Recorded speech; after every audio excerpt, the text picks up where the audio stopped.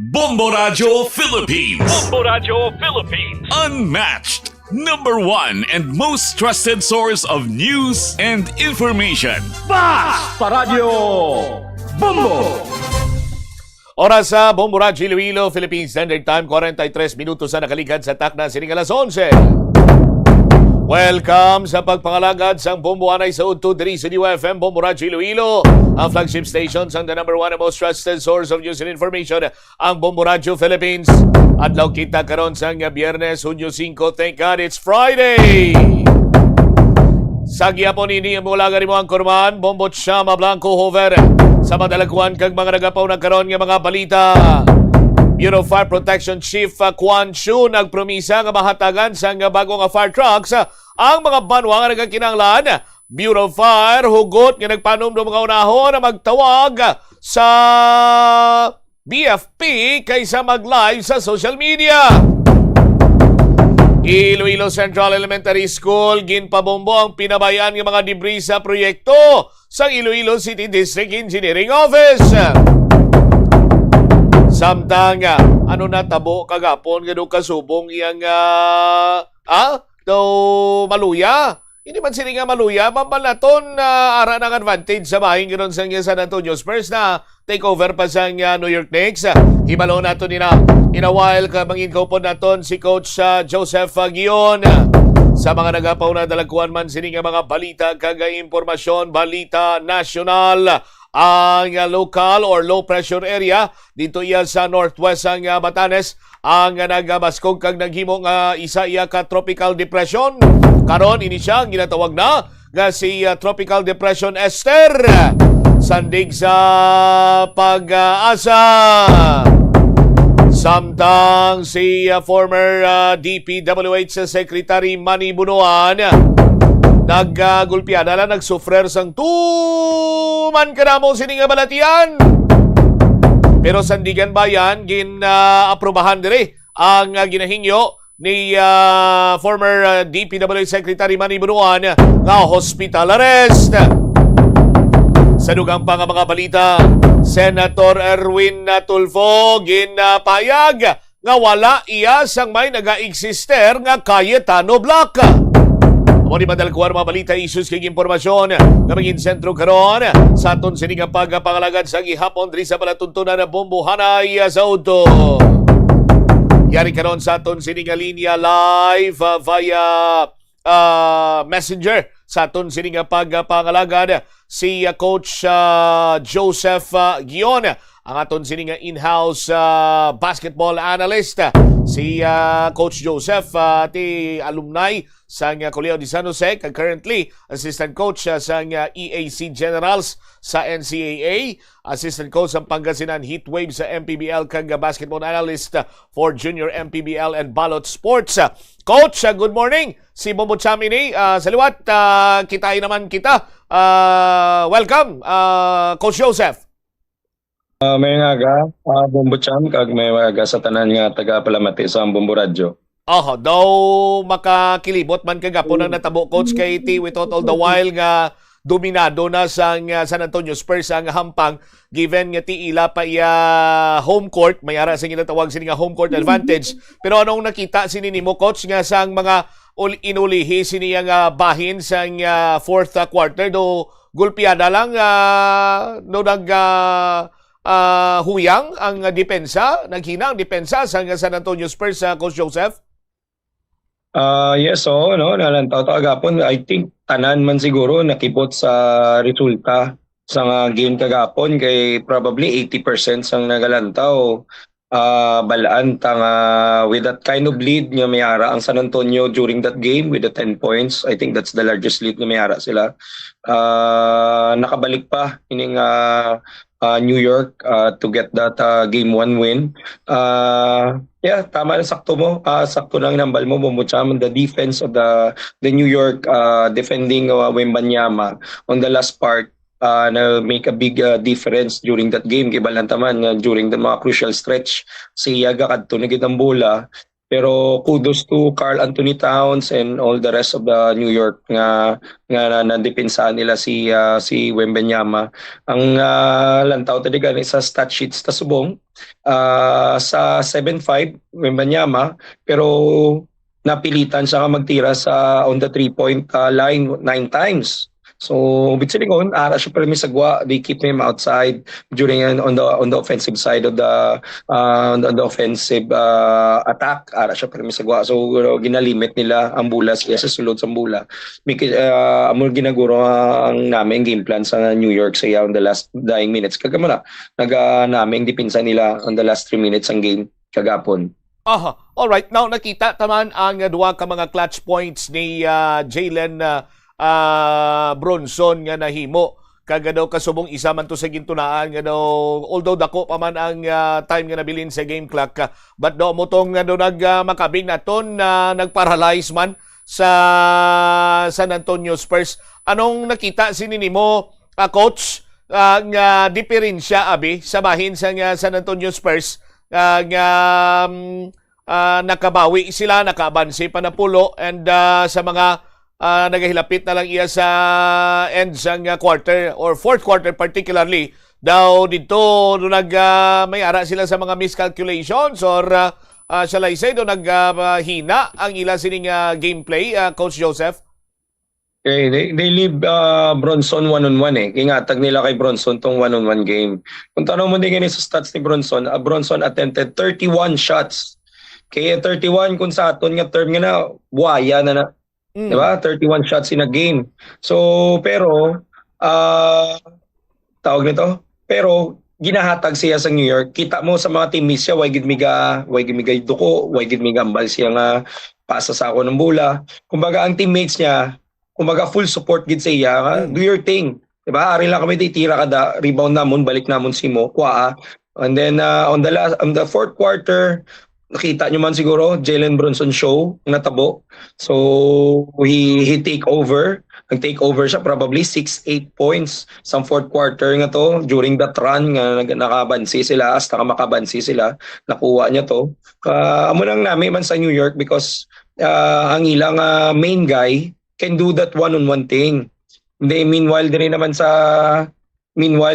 sa tawag na ito, sa San Antonio, si Wembanyama, he can do one-on-one also. Pero syempre, maubos man sa big man sa mo, kailangan iba man ang moves niya nga kinanlan. Meanwhile, si Jalen Bronson, all you have to do is, ang nampang na sa una sa pasarel, bala mong butchap, 4 down lang, naog lang kamo sa dalom, ako na di bala sa babaw, i-one-on-one ko na nete. Nag-effective gid kay Jalen Bronson, ang game kagapon para siya. Now, pakadto sa game number 2 sa gyapon may ara sa ginatawag sining home court advantage ang San Antonio Spurs. Ano ay hana mga adjustments kung ikaw abi coach ang maglantaw, anong kinanglan sini nila nga mga adjustments nga pagahimuon agud nga ma-secure ang kadalagan man kag matay ang series sa 1-1 na Coach Joseph? Okay, first things first, more touches para kay Wemby.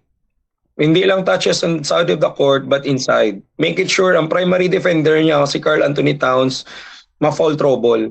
Karl Anthony Towns during that game played a lot. KY siya na foul trouble. Amo nang ginabantayan ta eh. Ang defender usually ni Wemby, ka foul trouble. Di paano ka ma-foul trouble kung why kami ginabantayan? Kaya yung bantay mo aras sagwa. Di ba? So make it sure you put more ball kay Wemby, emphasize to get the ball downstairs, operate siya dito sa dalom sa ring, and di ba, malay mo makakuha siya quick 2 fouls or makakuha siya mapa-foul trouble yung si Karl Anthony Towns, which is maging mas maayo na mas madali na ginang iyang hulagon sa sulod sang court. Pangalawa, balanta man nga during the series ang San Antonio kag Minnesota, perde man sila game 1. Perde sila game 1 but they came back on game 2 with 38 points win against Minnesota kag wala na sila na perde. So knowing San Antonio Spurs, okay, they have the crowd in their back. Nakatilaw na sila NBA Finals, nakuha na nila yung rhythm. Kumbaga, balanta man nila, this is the very first time nila nakasulod sa playoffs under Wemby, and then also their first NBA Finals. Pero New York naman, butangan ta na, medyo veterano na ni sila sa Yes. playoff. Last year, di ba, na gani kagapon na Haliburton lang ni sila. Kung ni nag-erupt si Haliburton last season, probably sila na ning nasa finals. So more composed lang gid ang New York. Pero balantayan ta dire nga naka-experience na liwat ang San Antonio, naka-experience na liwat sila. Ang adjustment probably kuan gini, aggressiveness gid lang ang kulang sa ila. Do mas nakulangan pa ko nakulangan pa ko sa aggressiveness ng San Antonio. Kaya hindi lang pwede, Dylan Harper lang ang ma-atake sa inyo. Dapat magkuan man ng De'Aaron Fox. Kailangan makasabay man ang si Basel, spot up 3, wala man, di ba? Kumbaga, kung wala lang yung Dylan Harper, actually sa San Antonio, tambak din sila.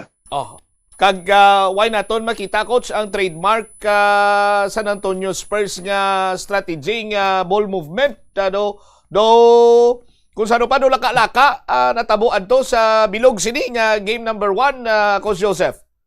Exactly. Balantaman na ibang NBA Finals. It's a different ball game.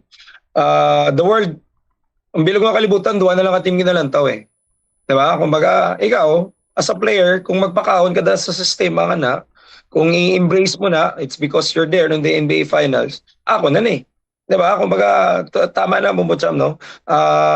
Ang ilang system, wait na masyado nakita dito. They have only 16 assists during that game. Diba? Kumbaga, nubo na siya ni ratio, knowing mas taas pang assist ang New York sila with 20. Nga mas damo tinira si Jalen Brunson sila.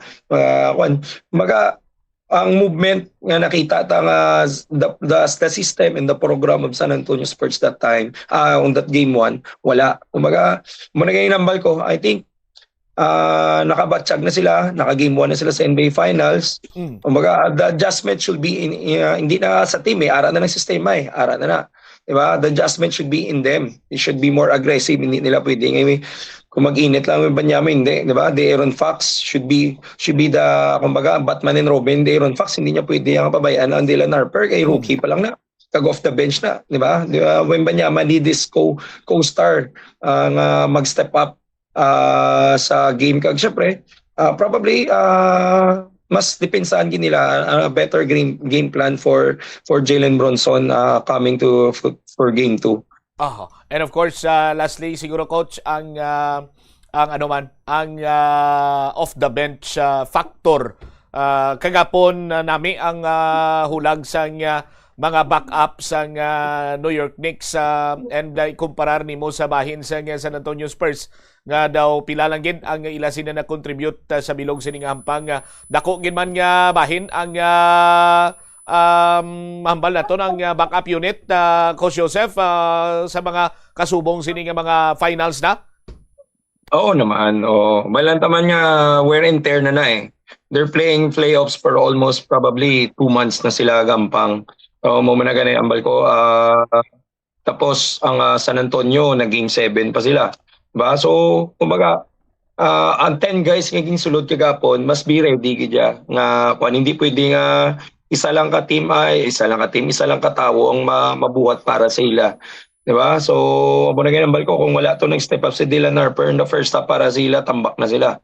Okay, and given man dire kay sa New York, di ba Landro Shamet, nami man shooting kagapon, hindi do nagtawhay gid ang nagtawhay gid ang nagampang kagapon sa New York. Pero tama na, Bumbotsam, no, ang bench ang 19 points lang ang bench ni sa New York, 16 halin kay Harper. Kumbaga starter De'Aaron Fox only 7 points, di ba? So galantaw ka series, De'Aaron Fox, hindi ka mo magdaog kung mag-single digit lang si De'Aaron Fox, tapos iasa mo lang tanan kay Wembanyama. Kumbaga, kailangan niya kailangan nila. All right. Coach, kita sa Sabado, game number 2, 8:30 sa Yapon sa ngaga, Coach Joseph. Thank you, Bumbotsam. Kagamay kog to sa tanan. Dara sa inyo. All right. Deriwavit si Coach Joseph Gion. Aton sining in-house NBA analyst or basketball analyst sa aton sining pangalagada. So mo sinabanwa di dapat ang tawag siya ni ang isa sa mga adjustments nga dapat naton makita by Saturday sa game number 2, no? Nga amo ang sagyaputi ang hampang dapat sa kay Victor Wembanyama, mas mapalapit-lapit siya sa ring. Iti siyempre taas siya mo. Sa aton sini nga mga kabumbo kag sumungman ang ila sini nga depensa and of course ball rotation. Sabahin naman niya sa New York Knicks ni sa aton sini nga mga kabumbo bangod man gani nga ti factor man ang malawig sini nga pagpahuway sa aton sini nga mga kabumbo manami gurong ila sini nga pamatsyag rason nga ang ila sini nga hampang kagapon sini nga adlaw, no, nagresulta sa kadalagan.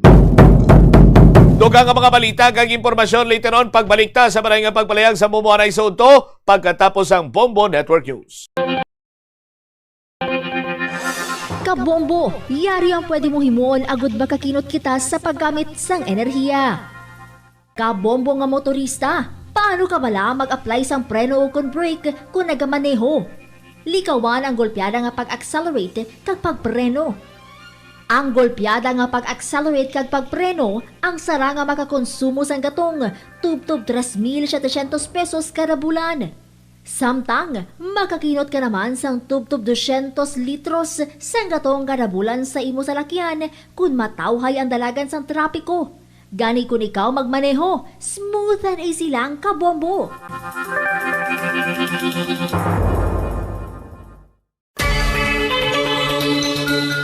Dako bala permi ang imo balayran sa kuryente bisan abi mo. Malaka man lang kamo nagagamit sang appliances? Basi may vampira sa inyo balay. Hindi ini vampira kaangay ni Dracula nga nagasuyop sang dugo. Ini amo ang vampire power. Madamo nga mga appliances kaangay sang gadgets, chargers, microwaves. Kagiban pa ang nagakonsumo sa gihapon sang phantom energy bisan naka-off na apang nakasaksak pa. Gani siguro nga na-unplug gid ang appliances kung wala na ini ginagamit. Magluwas nga likaw sa disgrasya.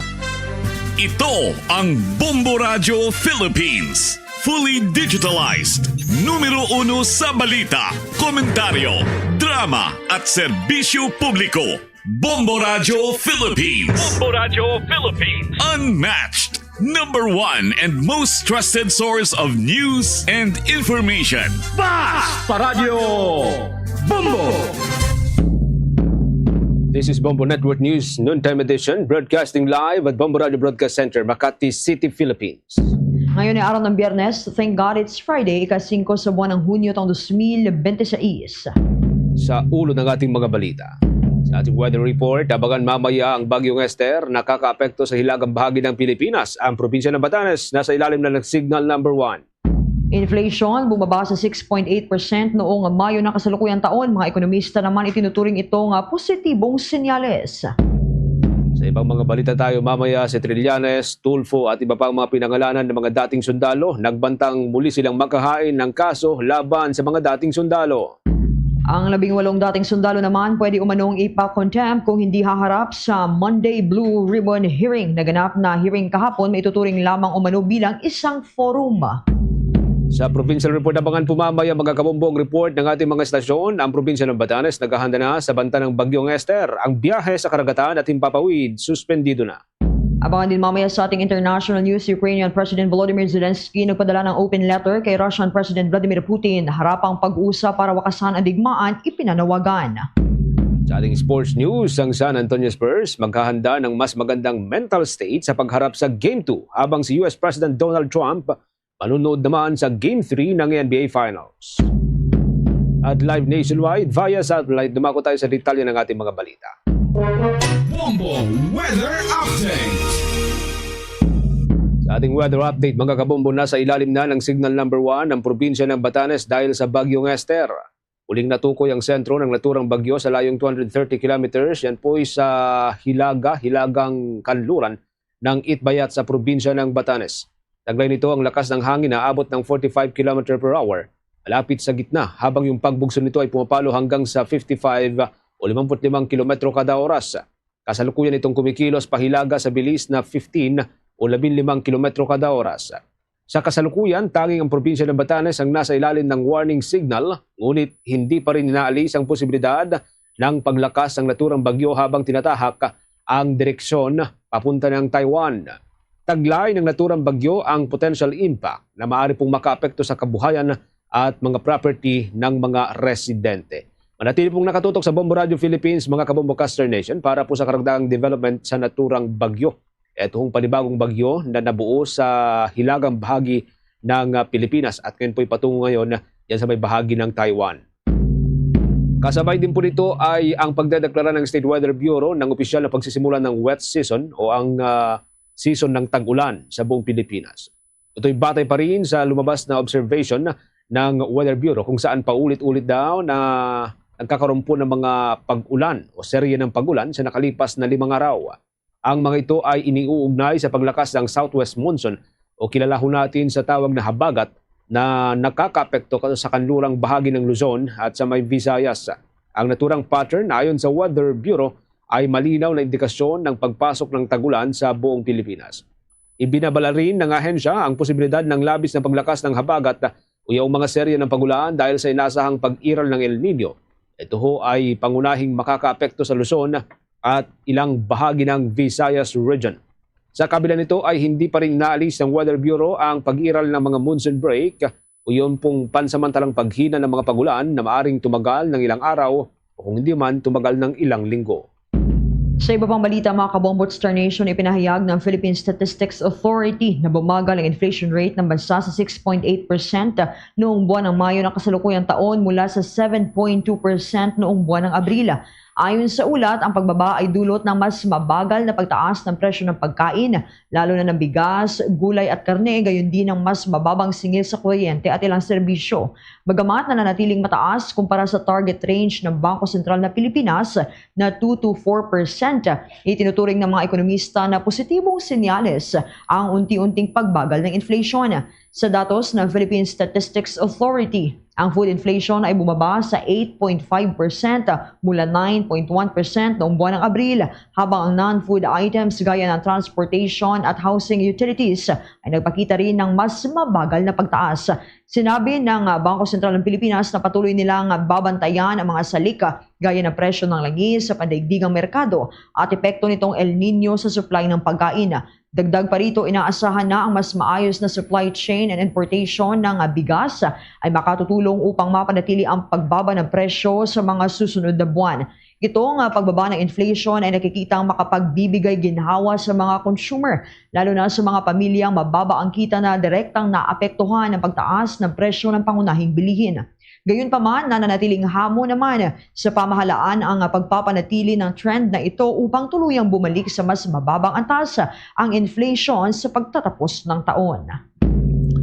Sa ibang mga balita ho tayo, mga Kabombo, nanindigan si San Beda University School of Law Dean Father Ranilio Aquino na legal ang pagkakahalal ni Senator Sherwin Gatchalian bilang acting Senate President.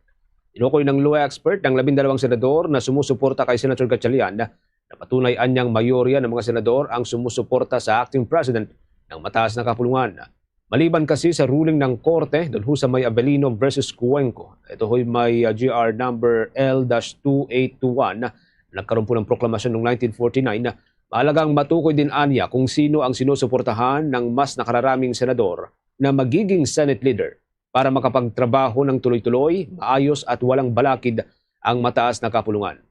Sa naganap na butuhan, maliwanag anya na wala na sa posisyon si Senator Cayetano at legal ang pag-upo ni Gatchalian bilang acting Senate President.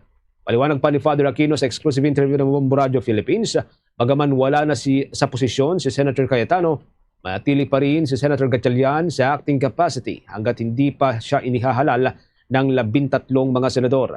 Mahigpit kasi niyang itinatakda ng batas ng ating bansa na dapat ay mayroong 13 senador na susuporta sa isang senador para maging Senate President. Gayunpaman, bilang acting President ay maaari niyang gampanan ni Senator Gatchalian ang tungkulin at ang papel ng isang Senate President.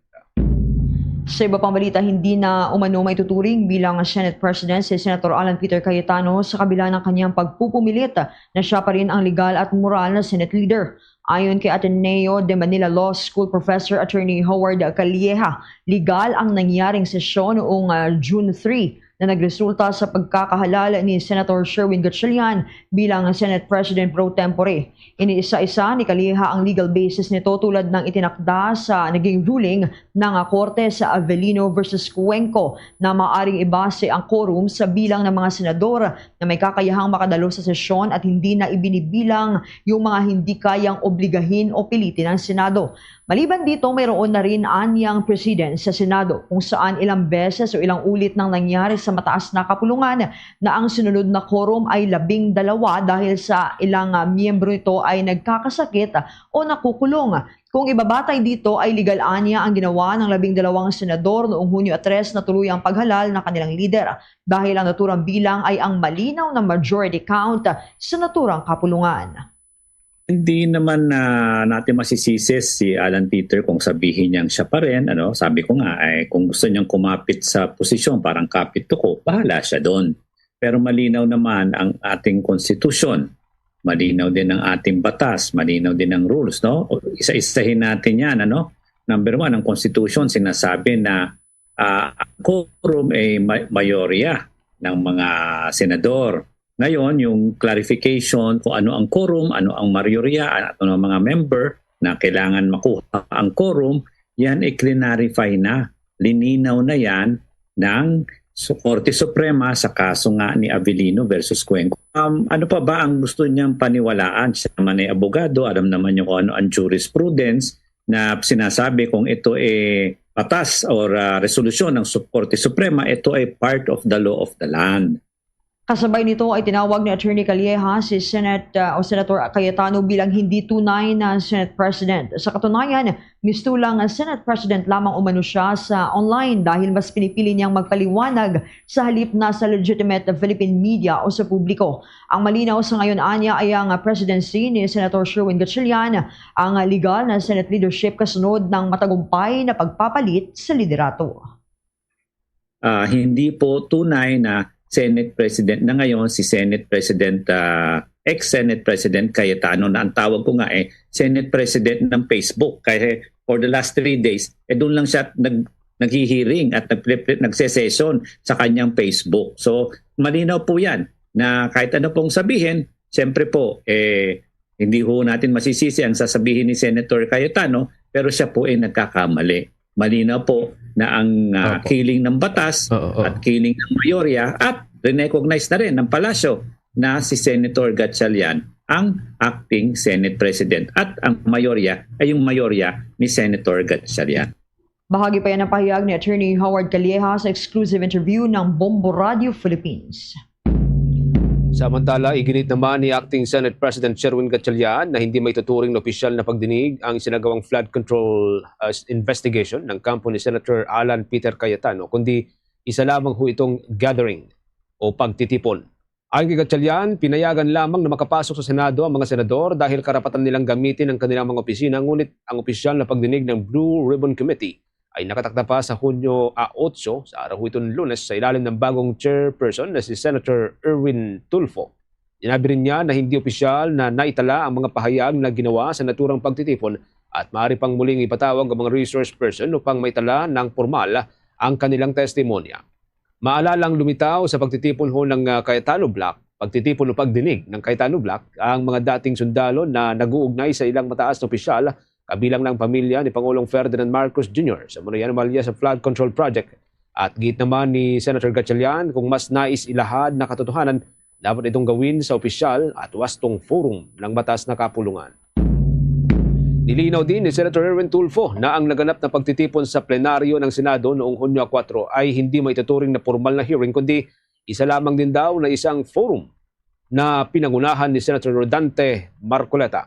Ayon naman kay Tulfo, hindi na itala o na-record ang naturang talakayan kaya't hindi ito saklaw ng opisyal na proseso ng Senado. Dagdag pa niya, mas nararapat na dumalo ang mga kasangkot sa opisyal na pagdinig ng Blue Ribbon Committee. Yan po yung nakatakda sa Lunes, Hunyo 8. Sa naturang hearing, inaasahang muling ipapatawag ang 18 dating miyembro ng Philippine Marines upang sagutin ang mga tanong na hindi natalakay sa forum. Kabilang ng mga pangalan ni Senator Loren Ligarda at Senator Mark Villar na nakasaad sa mga affidavit ngunit hindi nabanggit sa testimonya.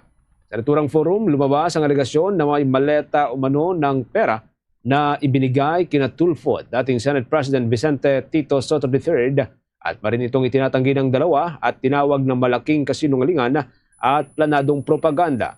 Binanggit din ni Senator Tulfo ang mga hindi pagkakatugma sa testimonya ng testigong si Bernard Gumban, gaya ng pagbabago sa kabila ng maleta o sa bilang ng mga maleta mula ho sa 2 ay ginawa ho niyang 6.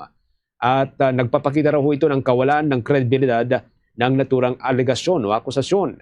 Ang Blue Ribbon Committee hearing mga kabombo sa Hunyo 8 ay nasahang magiging mas formal at dokumentado at inasahang magbibigay linaw sa mga kontrobersyal na alegasyon na nagdudulot ng tensyon sa loob ng mataas na kapulungan.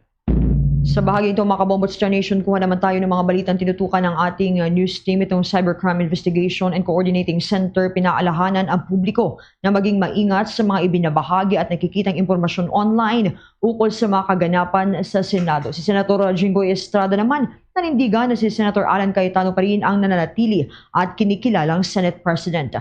Ang mga balitang yan ay tinutukan ni Bombo Grant Hilario. Nagpaalala ang Cybercrime Investigation and Coordinating Center sa publiko na mag-ingat sa paggamit ng iba't ibang online platforms kasabay sa mga kaganapan at isyu sa Senado. Paalala ng ahensya na suriin maigi ang mga nababasa o nakikitang impormasyon at panatilihin pagiging responsable sa anumang ibinabaging contents online. Anilay, patuloy silang nakabantay sa mga nangyayari kung saan kanilang na-monitor ang ilang diskusyon at aktibidad ng mga grupo sa iba't ibang digital platforms. Nag-uudyok para magsagawa ng kilos protesta hinggil sa makaraan pagbabago ng liderato sa Senado. Kung kaya't hinimok na nato ng ahensya ang mga Pilipino na ipairal ang pag-iingat lalo na sa mga impormasyon hindi beripikado na layon lamang iligaw o lituhin ng publiko at palalain ang tensyon sa politika. Ayon kay Undersecretary Renato Aboy Paraiso, ang cyberspace ay hindi lamang isang platform para ilahad ang opinyon ng bawat isa kundi espasyo sa responsibilidad ng mga nagamit na siguraduhin ang mga impormasyon ay tiyak at tama.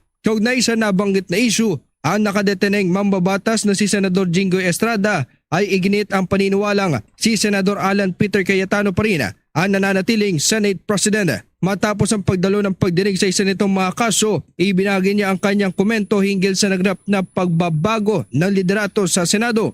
Aniyay, hindi umano tamang sabihin na 22 na lamang ang mga senador kahit pa siya ay nakadetene sapagkat hindi umano sila nagbibitiw sa posisyon kapareho ni Senador Bato de la Rosa. As far as I know, legally, the Senate President is still Senate President Alan Peter Cayetano. They cannot invoke Avelino versus Cuenco. Why? According to the 1987 Constitution, a majority of all members of the Senate, 24. Ang ini-invoke nila, some senators are saying that 22 na lang raw yung mga senators ngayon because Senator Bato is nowhere to be found and I am in detention. That is incorrect. Because kung 22 senators lang, yung dalawang senador, ako at saka si Senator Bato, we did not resign. Hindi kami, buhay na buhay kami, we are not physically incapacitated. Oh. That's why yung majority, 24. The ibig sabihin, 12 plus 1. Ano nagkakapi mo yan? Hindi ko alam sa kanila. Kinwestiyon ni Senador Alan Peter Cayetano sa isa nitong pahayag ang legalidad sa pagkakaluklok ni Senador Win Gatchalian bilang bagong Senate President pro tempore, kung saan kanya pinanindigan pa rin ang kanyang posisyon bilang lehitimong pinuno o leader ng mataas na kapulungan ng Kongreso o ang Senado. Binigyan din ng mababatas na wala umanong bisa ang naganap na botohan ng 12 senador dahil sa kawalan ng mayorya o quorum upang magbago ang liderato. Katulad ng binanggit ni Senador Estrada, 13 boto mula sa mga nakaupong senador ang kinakailangan o itinuturing bilang ng mayorya bago mapatalsik ang nakaupong opisyal batay sa nakasaad sa konstitusyon. Paliwanag pa ni Senador Cayetano na base maging sa panuntunan ng Senado, maaari lamang gampanan ng Senate President pro tempore ang pagiging acting Senate President kung ang nakaupong pinuno ay nagbitiw, natanggal sa pwesto gamit ang sapat na boto, namatay o nakaranas ng absolute incapacity. Kaya naman sa kabila ng mga pangyayari, pagtitiyak niya tuloy pa rin ang manakatakdang pagdinig ng kanyang komite ukol sa mga anomalya na siyang nagrap naman kahapon. Para sa Bombo Network News, ito si Bombo Grant Hilario and this is Bombo Radio Philippines, the number one and most trusted source of news and information. Basta Radio Bombo! Oras natin, meron na ho tayong 17 minutes makalipas ang alas 12 ng katanghalian. Bago tayo dumako sa iba pang mga malalaking balita mga kabombo, makakausap po muna natin ang dating nagsilbi bilang Chief ng Philippine National Police, retired 4-star General Nicolas Torre III at kasalukuyan pong General Manager ng Metropolitan Manila Development Authority. Magandang tanghali po sa inyo, General, at welcome sa Bombo Radio Philippines, si Bombo Genesis at Bombo Jaira ho ito. Thank you for joining us, General. Magandang hapon po sa inyo, sir, at sa inyo mga tagapakinig. Thank you for joining us sa Bombo Radio Philippines, General. At tayo po ay napapakinggan at napapanood ng live sa ating 32 stations nationwide sa Bombo Radio Philippines. Unahin ko pong itanong ko sa inyo, yung observation po ninyo dun sa naganap po na hearing kahapon sa may Senate Blue Ribbon Committee. Medyo marami-rami po yung tinukoy na mga pangalan po doon, itong mga nagpakilala bilang retiradong mga sundalo, General. Well, gaya ng na-observe mo, maraming masyadong tinukoy ng mga pangalan at kasama na nga ako ron, pero hindi naman ako pinakabida ron. Kaya I just would like to reserve. Hayaan ko na muna yung ibang mga tinukoy na pabulaanan ng kanilang mga sinasabi dahil napakaraming nagsasabi na sila ay sinungaling. Kaya, well, pabayaan ko na muna sila at ako naman, hindi naman ako ang bida dyan. Sila na muna ang bahala magsalita dyan at wala rin namang... Walang naniniwala. I'm not sure kung may naniniwala sa kanila. Pero anong take ho ninyo dun sa pagkakabanggit sa inyong pangalan, General?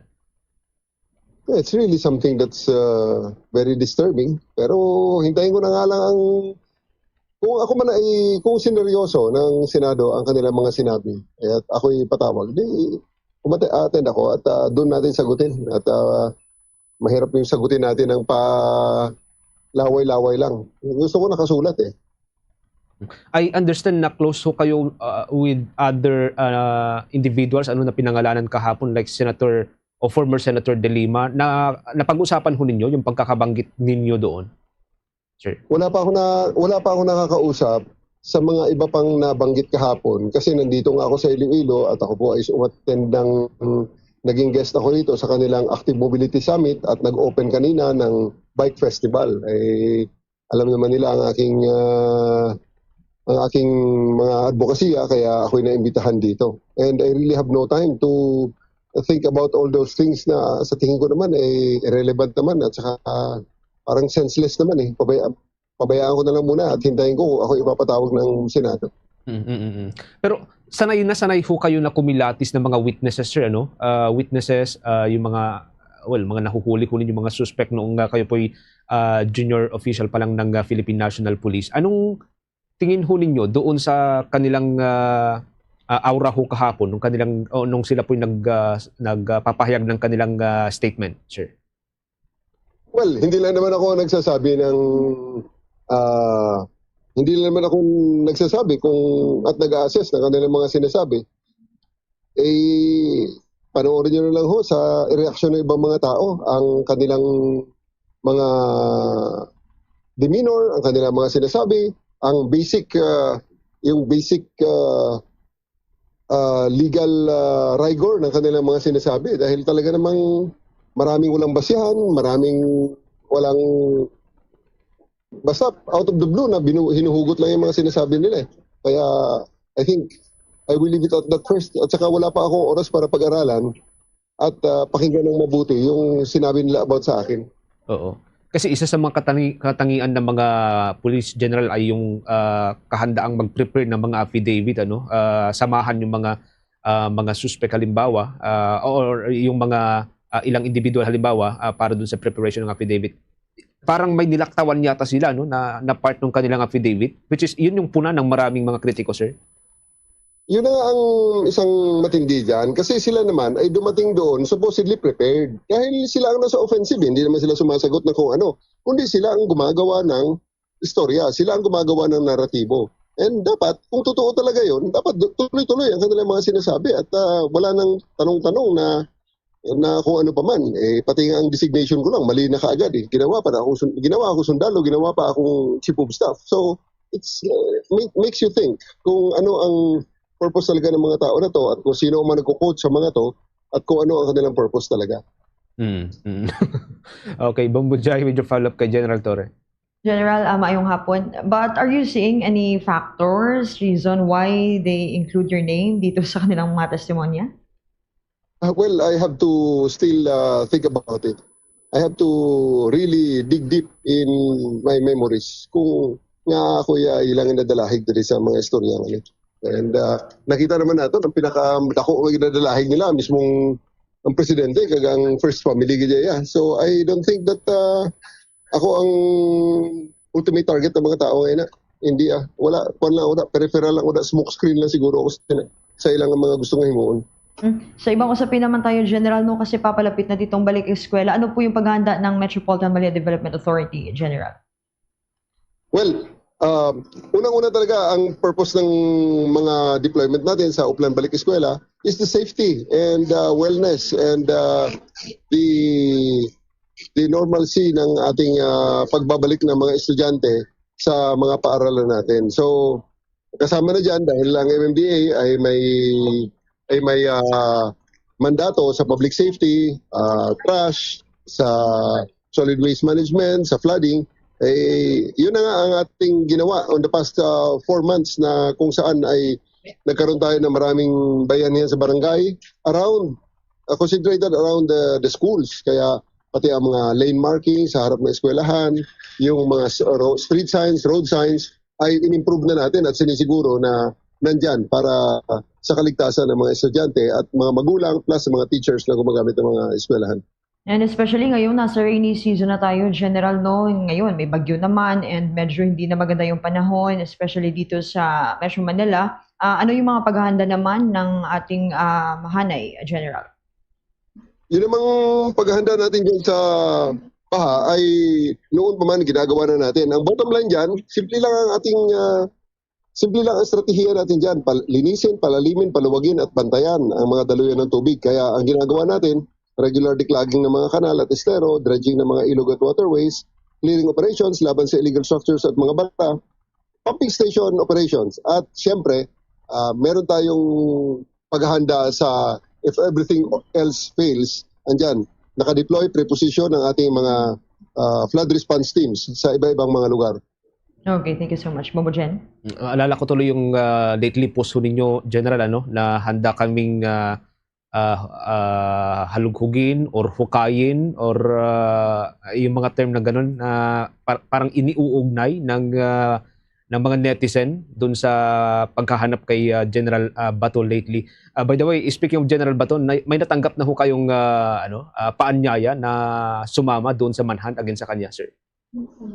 Wala po. At ako po ay hindi naman talaga nasa MMDA po kaya hindi namin talaga primary na trabaho yan. May iba talaga, may police at may NBI at may iba pang security forces na talagang naghahanap yan. Pero uulitin ko nga, ako naman ay isang citizen ng Pilipinas at ako naman ay isang opisyal ng gobyerno. At siyempre, pag nasa area natin ang subject na hinahanap, talagang obligasyon natin na tumulong sa ating gobyerno. Kaya sabi ko nga sa kanila, pabiruman o seryoso, depende sa inyong take. Pero pag nakita natin siya sa ating mga areas of responsibility, kagaya halimbawa ng landfill, kagaya halimbawa ng ilalim ng tulay, sa estero, sa ilalim ng imburnal, di make sure na masigurado natin na makuha natin or maaresto natin. At kung wala naman dyan, sisiguruhin natin na wala siya dyan talaga. At hindi naman pwedeng maging pabaya tayo sa saganang yan. Because it is justice process that has to be done. Mm-hmm. And handa ang Metropolitan Manila Development Authority na ipagamit yung mga kagamitan ho ninyo, like yung mga power tools ho ninyo kung sakaling kakailanganin during the manhunt, sir? Natural po. Andiyan naman, ready naman tayo dyan. Kahit sa mga yung rescue operations nga natin yan naman ay binili sa pamamagitan ng pera ng taong bayan. Kaya kung kailangan gamitin para i-further interest ng taong bayan, ipapagamit natin. Parang nung nangyari dun sa kay Pastor Kibuloy, na kinailangan po ninyong maghukay na malalim, sir? Mga tunnel? Opo. Ay hindi pa ako MMDA noon, pulis lang po ako, pulis ako ng Region 11 pero pinhiram ako ng MMDA at ng Red Cross at ng Bureau of Fire ng kanilang mga gamit. Okay. Sir, thank you so much again for joining us. Panghuli na lang ho siguro, yung pong isa sa mga itinutulak ko ninyo na run against bullying kasi panahon na naman po ng pasukan, eskwelahan, and usually may mga nire-report ang Department of Education na bullying cases sa mga eskwelahan. Any message sa mga listeners natin about sa isyong ito, sir? Sa atin po mga kaibigan at mga kababayan, ang atin pong advokasya laban sa bullying ay patuloy po. Huwag tayo maging bully, huwag tayo magpabully at sa mga biktima ng bully, hindi po kayo nag-iisa, may kasama po kayo. Pwede po kayong tumawag sa MMDA Hotline 136 at pwede po kayong humingi ng tulong sa ating mga operators na sasagot sa inyo. Kaya mga kababayan, laging tandaan, pag may aberya sa daan, ipa-MMDA na yan. Dahil 136, 5 minuto, kami ay nandyan. Thank you so much, General. Ingat po kayo, sir. Maraming salamat po. Ang retired 4-star General, dating Chief ng Philippine National Police at kasalukuyan pong General Manager ng Metropolitan Manila Development Authority, si General Nicolas Torre III. Nagkatid po sa atin sa oras, mga kabombo, na 28 minutes, makalipas ang 12 ng katanghalian. Ibinabala ni Senator Kiko Pangilinan na mayroong kapangyarihan ng Senado na maglabas ng contempt order at mag-utos ng pag-aresto sa mga resource person na tumatangging dumalo sa mga opisyal na pagdinig. Kaugnay pa rin po ito sa 18 individual na nagpakilalang dating mga tauhan ni dating Representative Elizalde Co. Nauna nang lumutang sa isang forum noong nakalipas na araw o kahapon kung saan inakusahan nila ang ilang senador na tumanggap umano ng maleta ng pera. Ayon kay Senator Pangilinan, malinaw na ang naturang pagtitipon ay hindi may tuturing na formal na hearing dahil hindi ito naitala ng Senado at wala ring opisyal na record. Iginit niya na ang tunay na investigasyon ay gaganapin sa Blue Ribbon Committee hearing sa Hunyo 8. Nauna ni Senator Erwin Tulfo bilang bagong chairman ng komite. Sa nasabing pagdinig, inasahang haharap ang 18 nagpakilalang mga dating Marines kasama ang kanilang abogado na si Attorney Levy Baligod, dating Representative Mike Defensor, upang magbigay ng testimonya sa ilalim ng panunumpa. Dagdag pa ni Tulfo, magiging kumpleto ang dokumentasyon ng proceedings dahil naroon ang Blue Ribbon Secretariat, stenographers at Senate Prib upang tiyakin na lahat ng opisyal na pahayag ay maitatala. Bukod sa kanila, inimbitahan din ng mga kinatawan mula sa National Bureau of Investigation, ang Justice Department at ang Office of the Ombudsman upang masuri ang mga alegasyon. Ang mga pangalan ng ilang senador gaya ng Senator Loren Ligarda at Senator Mark Villar na lumabas sa affidavit ngunit hindi nabanggit sa forum ay nasahang tatalakayin sa darating na hearing. Parin namang itinanggi ni Senator Tulfo at dating Senate President Vicente Tito Soto III yung paratang na tumanggap sila ng pera mula kay Zaldico at tinawag itong malaking kasinungalingan at isang propaganda lamang. Binanggit din ni Tulfo ang mga hindi pagkakatugma sa testimonya ng testigong si Bernard Gumban gaya ng pagbabago sa bilang ng maleta at halaga ng pera na anya'y nagpapakita ng kawalan ng kredibilidad doon ho sa naturang alegasyon.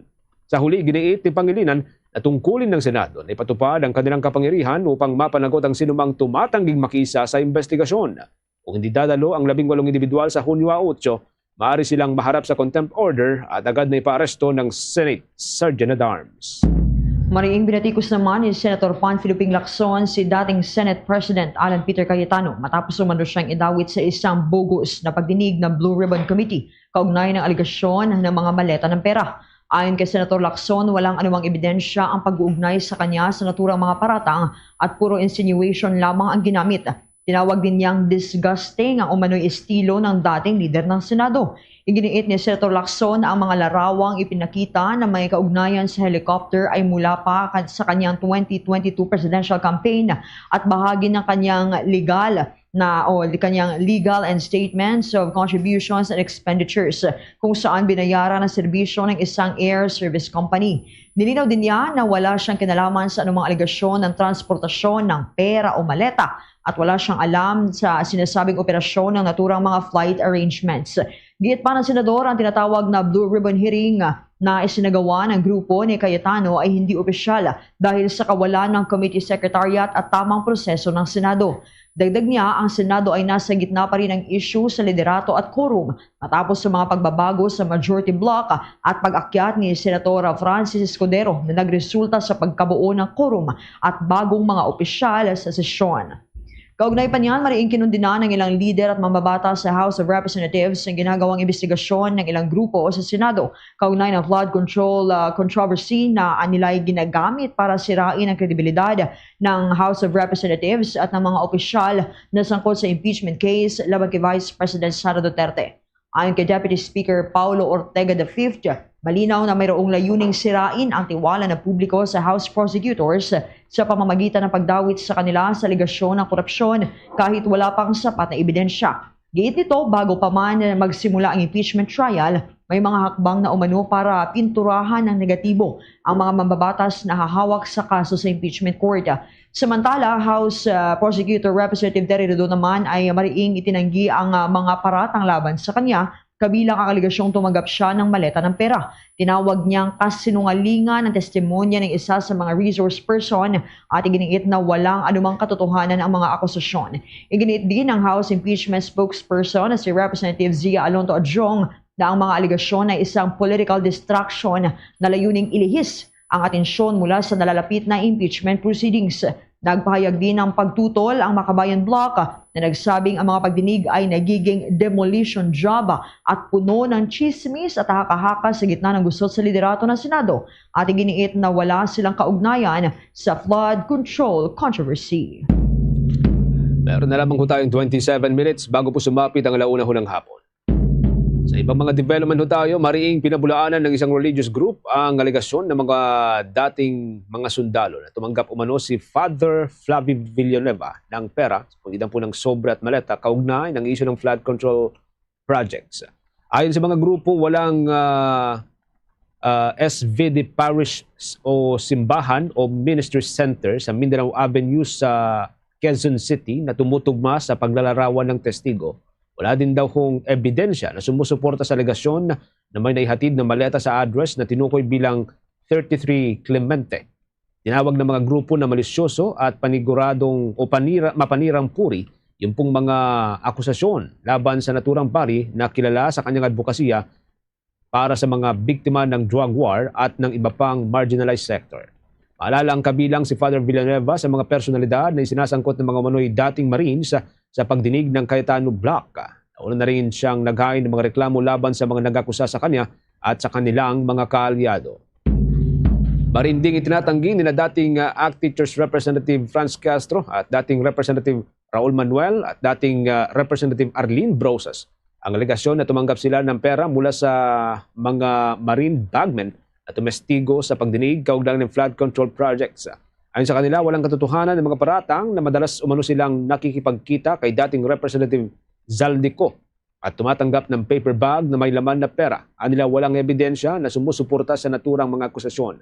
Iginit din ng tatlo na hindi sila maaring nasangkot sa anumang kickback scheme dahil wala silang mga infrastructure project o budget allocation maaring pagbulaan ng ilegal na komisyon. Naniniwala ang mga dating mambabatas na bahagi ito ng isang desperadong diversion upang ilihis ang atensyon ng publiko habang papalapit ang impeachment trial ni Vice President Sara Duterte at nagpapatuloy ang kaso ni dating Pangulong Rodrigo Roa Duterte sa may International Criminal Court. Kuha rin tayo maya-maya mga kabombo Star Nation sa mga report na tinutukan ng ating kasamahan dahil ang Philippine National Police hindi kinokonsente itong hindi pagrespeto ng kanilang kabaro sa ilang opisyal ng gobyerno. Alamin natin maya-maya lamang yan mga kabombo Star Nation at sa iba pang balita, Bobo Jen. Oras natin, meron na lamang ko tayong 23 minutes bago po sumapit mga kabombo ang alauna ho ng hapon. Sa ibang mga updates ho tayo mga kabombo, inaprubahan na po ng Sandigan Bayan ang hirit na hospital arrest itong si dating Department of Public Works and Highways Secretary Manuel Bunuan sa inilabas na resolusyon ng 5th Division ng Sandigan Bayan. Papayagan itong manatili ho sa Philippine National Police General Hospital sa Campo Crame at hindi sa Medical City.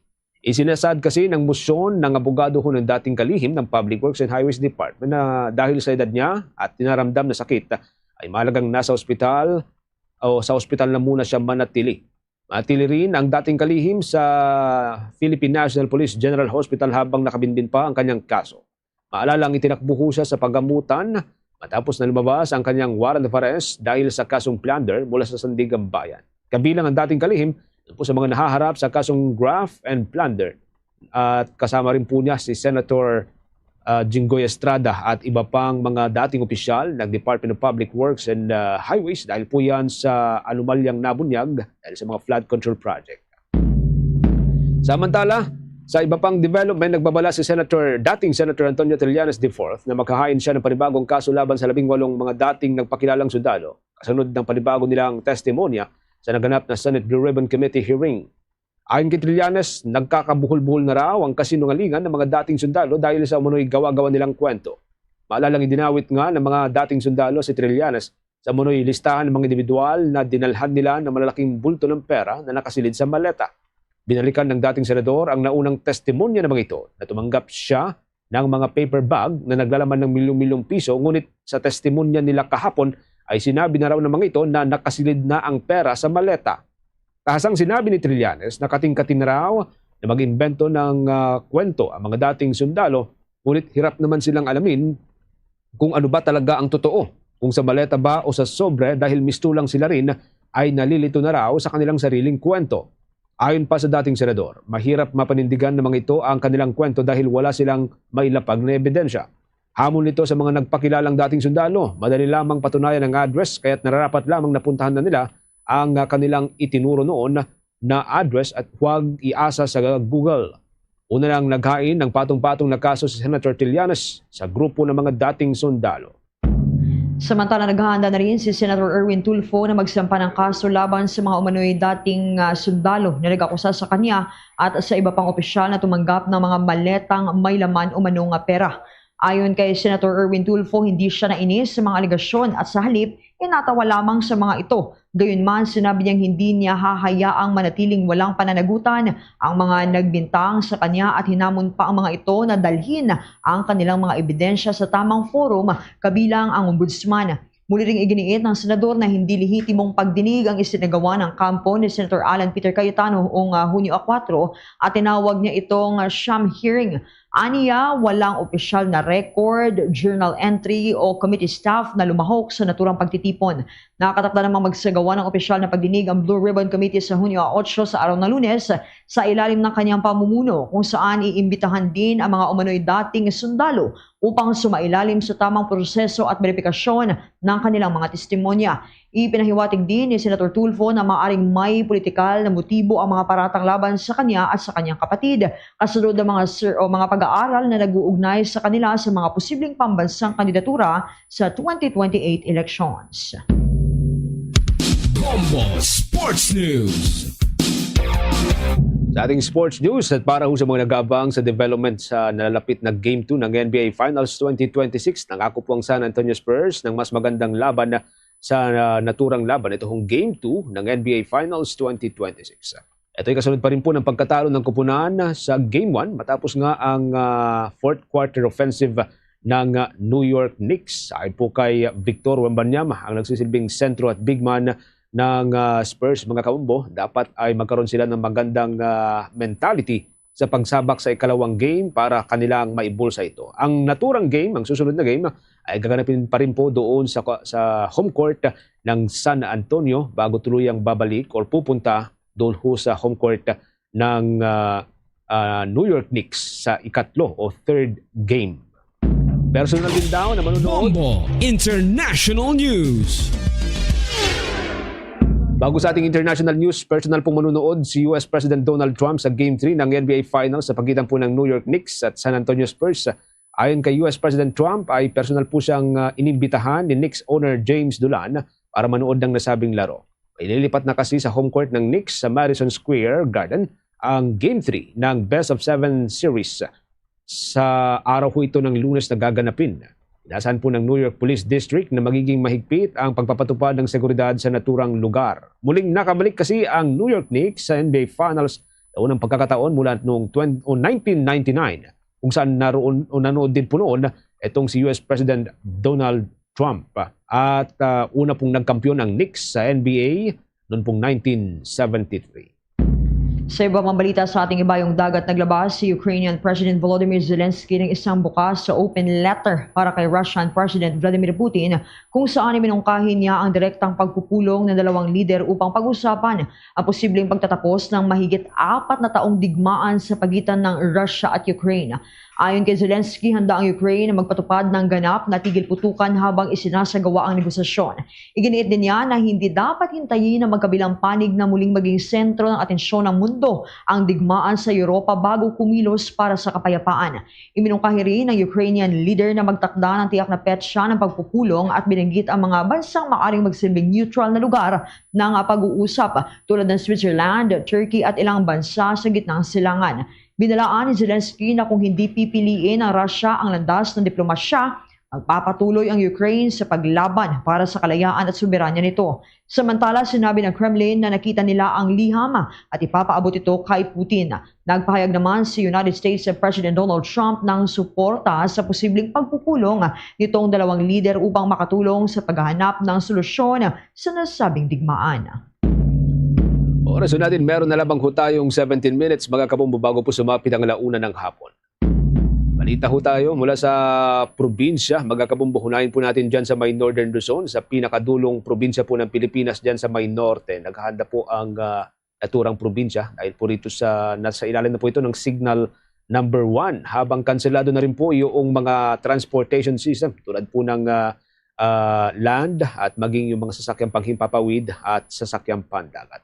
May exclusive report po dyan ng Bombo Radio Kawayan.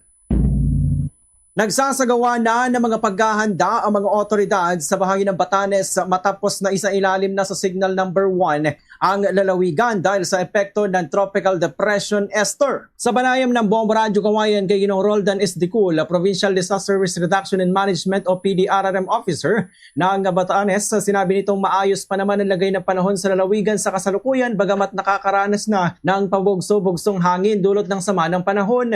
Ayon kay Dicul, nakaposisyon na ang mga food packs at iba pang relief supplies upang matiyak ang agarang pagtugon sakaling magkaroon ng mas matinding epekto ang Tropical Depression Esther sa lalawigan. Mahigpit din anya binabantayan ng mga national highway sa Batanes dahil sa posibleng magkaroon ng pagguho o paglaglag ng mga bato mula sa kabundukan bunsod ng mga pag-ulan matapos naman ang mahabang panahon ng tagtuyot. Samantala, suspendido na ang mga biyahe patungong Itbay at Batanes dahil sa paglaki ng alon sa karagatan habang hinihintay pa ang susunod na abiso hinggil sa operasyon naman ng mga flight matapos kanselahin ang unang flight ngayong araw. Sa ngayon, wala pa namang naitatalang insidente o anumang malaking problema sa Batanes. Gayunman, nanawagan ng opisyal sa publiko lalo na sa mga motorista na maging maingat sa pagdaan sa mga pangunahing lansangan dahil sa banta ng paglaglag ng mga bato at iba pang panganib na dulot ng epekto ng Tropical Depression Esther. So far, kalagay namin dito ay mabugso ang ulan pero okay pa naman po. Wala naman pong hangin pa na nararamdaman dito. So bagamat ganun, ready naman po ang ating probinsya kung sakasakali po anything that will happen po.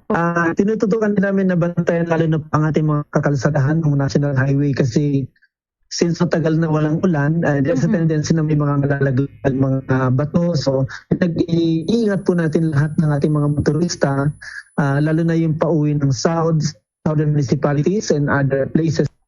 Yan ang ulat mula rito sa Bombo Radio Kawayan para sa Bombo Network News. Ako si Bombo Jason Philly na nagulat. This is Bombo Radio Philippines, the number 1 and most trusted source of news and information. Basta Radio Bombo! Bago pang ilang provincial reports ng Philippine National Police naman, hindi kinukonsente ang hindi pagrespeto ng kanilang kabaro sa ilang opisyal ng gobyerno. May balita dyan si Bombo Juvino Galang. Nanindigan ng Philippine National Police na hindi nila kukonsintihin ang sinumang mga kapulisan na nambabastos sa mga opisyal ng gobyerno. Ayon kay Police Colonel Marlon Santos, ang officer in charge na tagapagsalita ni Philippine National Police Chief General Jose Melencio Nartates Jr. na kanilang sinusuportahan ang hakbang ng National Police Commission sa pagsampa ng kaso laban sa isang police official na naging balasubas sa nasabing opisyal. Parang binigay siya ng opportunity para na mabigyan ng linaw kung ano kaya talaga yung tunay na nangyari in response doon sa viral video. But then again, hindi niya na-control ang kanyang emotion, no? And appropriate sanctions will be given to him. Magugunitang ipinatawag ng National Police Commission si Police Corporal Simeon Suam na nakatalaga sa Rizal Police Office matapos ang insidente ng sapilitang pag-aresto sa isang may edad na driver na kanyang nakasagi sa kalsada. Tinayak naman ng National Police Commission na kanilang kakasuhan ang naturang police officer. To the decision of the National Police Commission for calling his attention together with his provincial director and company commander in the PMFC para lang maipakita sa publiko, sa tao, sa lahat ng tao na hindi po ito tolerate ng National Police Commission including the Philippine National Police. Ito si Bombo Juvino Galang and this is Bombo Radio Philippines, the #1 and most trusted source of news and information. Basta Radio Bombo! Interior and Local Government Undersecretary Jed Mabilog naman pinasaringan ang Senado sa umano'y nakakahiya ng mga pangyayari kasabay ng kanyang commencement address sa Iloilo City. Kaugnay niyan, narito ang report ng Bombo Radio Iloilo. Pinasaringan ni Department of the Interior and Local Government Undersecretary Jed Patrick Mabilog ang Senado sa gitna ng sunod-sunod na mga kontrobersiya at mga kaguluhang nagaganap mula pa noong nakarang buwan. Bahagi ito ng talumpati ni Mabilog bilang guest speaker sa 2026 undergraduate commencement exercises ng West Visayas State University sa Quezon Hall Grounds kahapon Hunyo 4. Sa kanyang commencement address, pinaalalahanan ni Mabilog ang mga baccalaureate graduates na ang uri ng pamumuno na walang serbisyo ay maituturing lamang na ambisyon. Dito rin niya binanggit ang nangyayari sa upper chamber na ayon sa kanya ay tila para bang hindi mga Pilipino ang ilang lawmakers na nabigyan ng pagkakataong maglingkod sa bayan. Muli rin niyang ipinaalala sa graduates ang kahalagahan ng pagkakaroon ng mabuting karakter. Ayon sa kanya, ang mga posisyon ay panandalian lamang, ngunit ang karakter ay nananatili. Nabatid na itinalaga ng Malacanang si Mabilog bilang Undersecretary for Public Safety ng Department of the Interior and Local Government noong Mayo 2026. Kasalukuyang may mga kontrobersiya at tensyon sa Senado na umabot sa pagkakahati nito sa dalawang paksyon, ang Cayetano Block at ang Gatchalian Block. Bago pa ito, may serye pa ng mga kaguluhan tulad ng pamamaril noong Mayo 13, pagbalik at kalaunay pagtakas ni Senator Bato de la Rosa na may umiiral na ICC arrest warrant, walkout ng minority group dahil sa pagpilit ng majority sa online participation ng ilang senador, pag-aresto kay Jinggoy Estrada, kaugnay ng kasong plunder at hanggang sa 3 session days na hindi pagdalo ng grupo ni Cayetano. Leadership without service is merely ambition. Look what is happening in the Senate halls of today. Nakakahiya sila. Para silang hindi mga Pilipino na binigyan natin ng pagkakataon para magserbisyo sa atin, para magserbisyo sa ating bayan, para magserbisyo sa ating pungsod Pilipinas. Si former Iloilo City Mayor at Interior Undersecretary Jed Patrick Mabilog. Para sa Bombo Network News, mula sa Bombo Radio Iloilo, ako si Bombo G. Zapadios. This is Bombo Radio Philippines, the #1 and the most trusted source of news and information. Basta Radio, Bombo! Meron na lamang ho tayong 9 na minuto bago sumapit mga kabombo. Ang alauna ho ng hapon. Update pa rin po tayo sa ilan pang mga development na tinutukan po ng ating mga provincial station. Mga prinsipyo daw sa nangyari hong halalan kamakailan doon po sa may Senado para sa kanilang magiging leader. Dapat daw hong igalang habang yung namang prinsipyong nasa ilalim po ng Avellino versus Cuenco case, hindi raw ho angkop sa quorum issue. May report naman po dyan at exclusive interview ang Bombo Radio Cebu. Dapat igalang ang paninindigan ng bagong grupo ng mayoriya sa pinamumunuan ni Senator Wayne Gatchalian at ilan sa kanyang magkasamahan, kabilang ang mga panindigan ng Integrated Bar of the Philippines hinggil sa pagpapatawag ng quorum para sa SB 12. Ito ang sinabi ni Attorney Ramses Villagonzalo, ang isang abogadong Cebuano.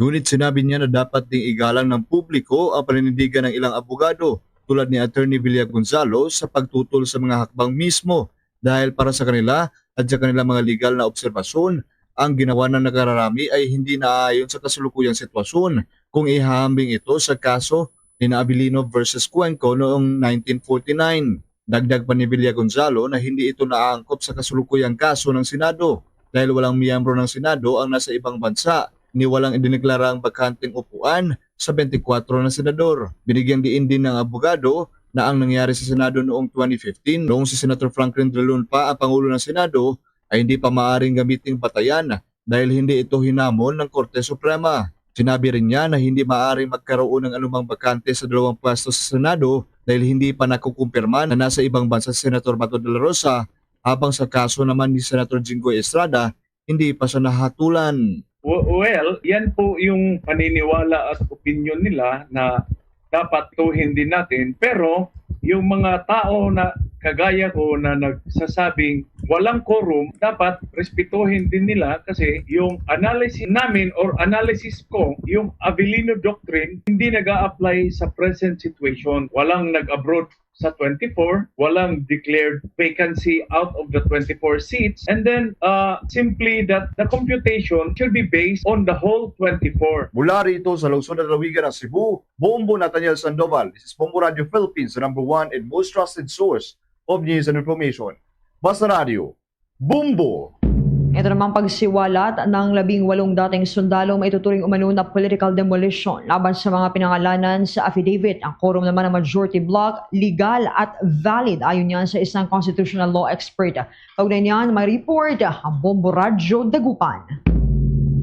Maituturing na political demolition ang pagsisiwalat ng 18 dating Marines laban sa mga pinangalanan sa affidavit. Ayon kay Attorney Joseph Emmanuel Serra, isang constitutional law expert, ang isinagawang pagdinig ng Senate Blue Ribbon Committee hinggil sa umano'y mga anomalya sa flood control projects at sa testimonya ng 18 dating Marino ay kapansin-pansin na umano'y hindi pagtutugma ng kanilang mga pahayag. Dito na binigyan diin ni Serra na hindi malinaw, hindi direkta at hindi nagtutugma ang ilang bahagi ng kanilang mga salaysay. Samantala, iginiit naman ito na wala ng kontrol sa sitwasyon ang ilang personalidad na sangkot sa usapin at ang kanilang mahakbang ay maituturing na pagtatangkang manatiling relevant sa kasalukuyang politika. Ayon kay Serra, legal at valid ang umano'y ginawang pagdeklara ng majority block ng quorum sa Senado sa kabila ng hindi kompletong bilang ng mga senadora. Aniya, nakabatay ito sa desisyon ng Korte Suprema sa kasong Abilino versus Cuenco na nagsasaad ng maaring magkaroon ng quorum kahit hindi kompleto ang kabuang miyembro ng Senado basta't naroon ang mayorya ng mga kasalukuyan na maaaring lumahok sa sesyon. Ipinaliwanag pa ni Serra na may mga naunang pagkakataon nang naipatupad ang prinsipyong ito kabilang na noong panahon ni dating Senate President Frank Drilon kung saan nagkaroon ng quorum kahit may mga senador na nakakulong at may iba namang nasa ibang bansa.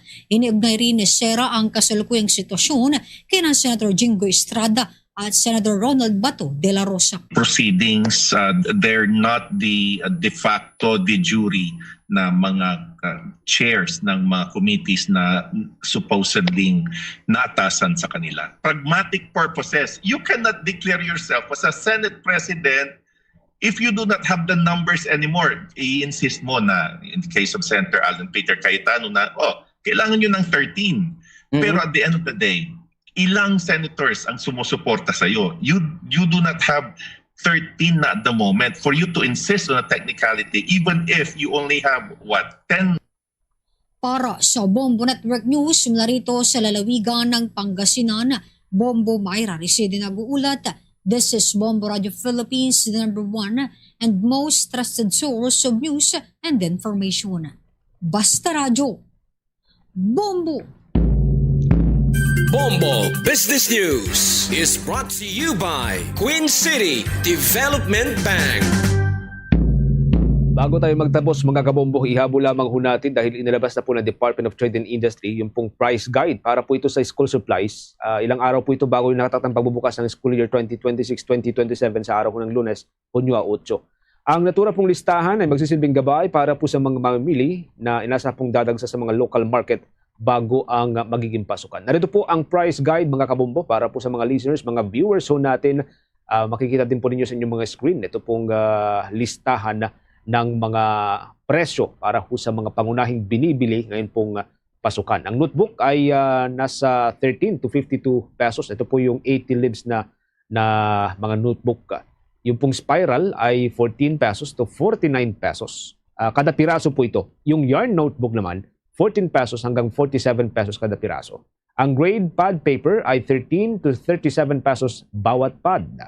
Ang intermediate pad naman ay 22 to 69 pesos bawat pad.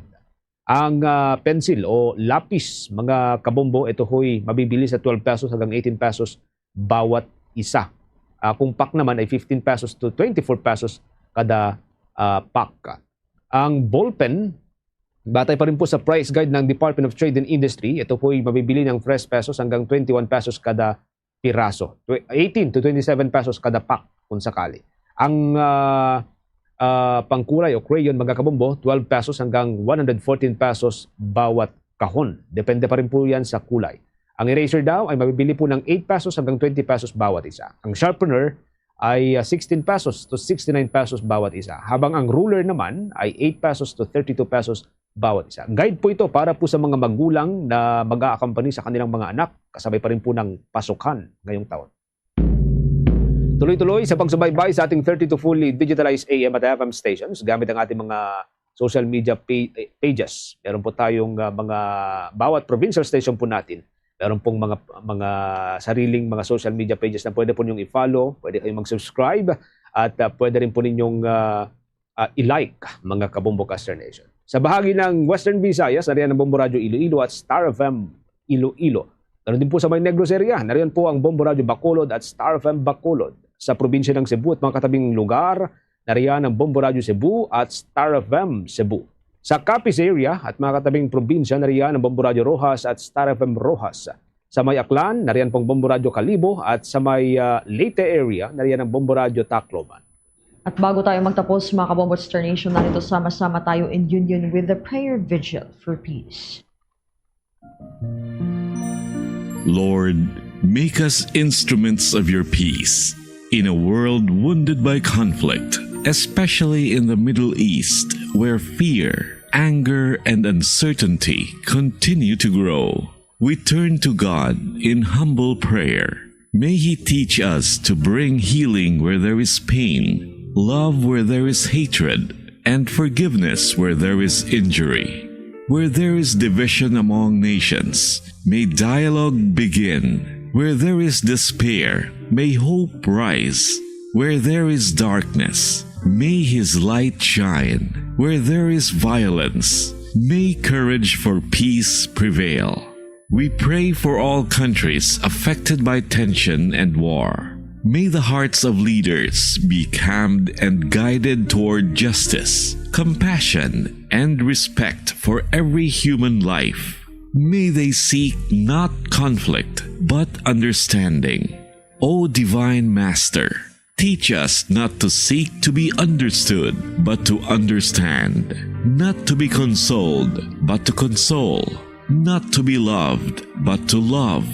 For it is in giving that we receive, in pardoning that we are pardoned, and in letting go of hatred that we are born into true and lasting peace. May your peace descend upon the Middle East and the whole world, upon every suffering family, every frightened child, and every weary heart. We ask this through Christ our Lord. Amen. Yan na po ang kalipunan ng ating balitaan para sa pangtanghaling edisyon ng Bombo Network News. Back-to-back winner sa Catholic Mass Media Awards bilang Best News Program. Mula rito sa News Center Makati, this is Bombo Radio Philippines, the #1 and most trusted source of news and information, Basta Radio. Bombo! For the most trusted source of news and information, visit our website at www.bomboradio.com. Follow us on Bombo Radio mobile app, Facebook, YouTube, TikTok, and X, formerly Twitter. Like, share, and stay connected. Anytime, anywhere. Oras sa Bombo Radio Iloilo, Philippine Standard Time. 1 minuto na nakaligad sa takna siningalaw na balik na diri sa pagpangalagan sa Bombo Hanay sa udto sa DYFM Bombo Radio Iloilo. Standby sa aton sining mga kabombo sa dugang mga balita kag impormasyon. Istoryahan aton ining sitwasyon karon ni former DPWH Secretary Manny Bunuan, no? Nga kung sa diinti isang inisya ang nag-atubang sa Sandigan Bay 5th Division, naghingyo inisya nga ipaidalom siya sa hospital arrest. Nag-motion inisya banwa, no? Before pa man sa anti-graft court, no? Kagati bangod ko sa humanitarian grounds sa sining advanced age kaupod sa mga life-threatening medical conditions. Nagpasugot si Nadri Banwang si former DPWH Secretary Manny Bunuan ang ipaidalom sa hospital arrest sa Medical City pending sa iya siniyang kaso, no? Sa Sandigan Bayan nga plunder of which is non-available sa aton sinikaron niya nga mga kabombo. Sandig sa Sandigan Bayan resolution ini siya ang i-confine sa Philippine National Police General Hospital sa Camp Crame instead sa The Medical City.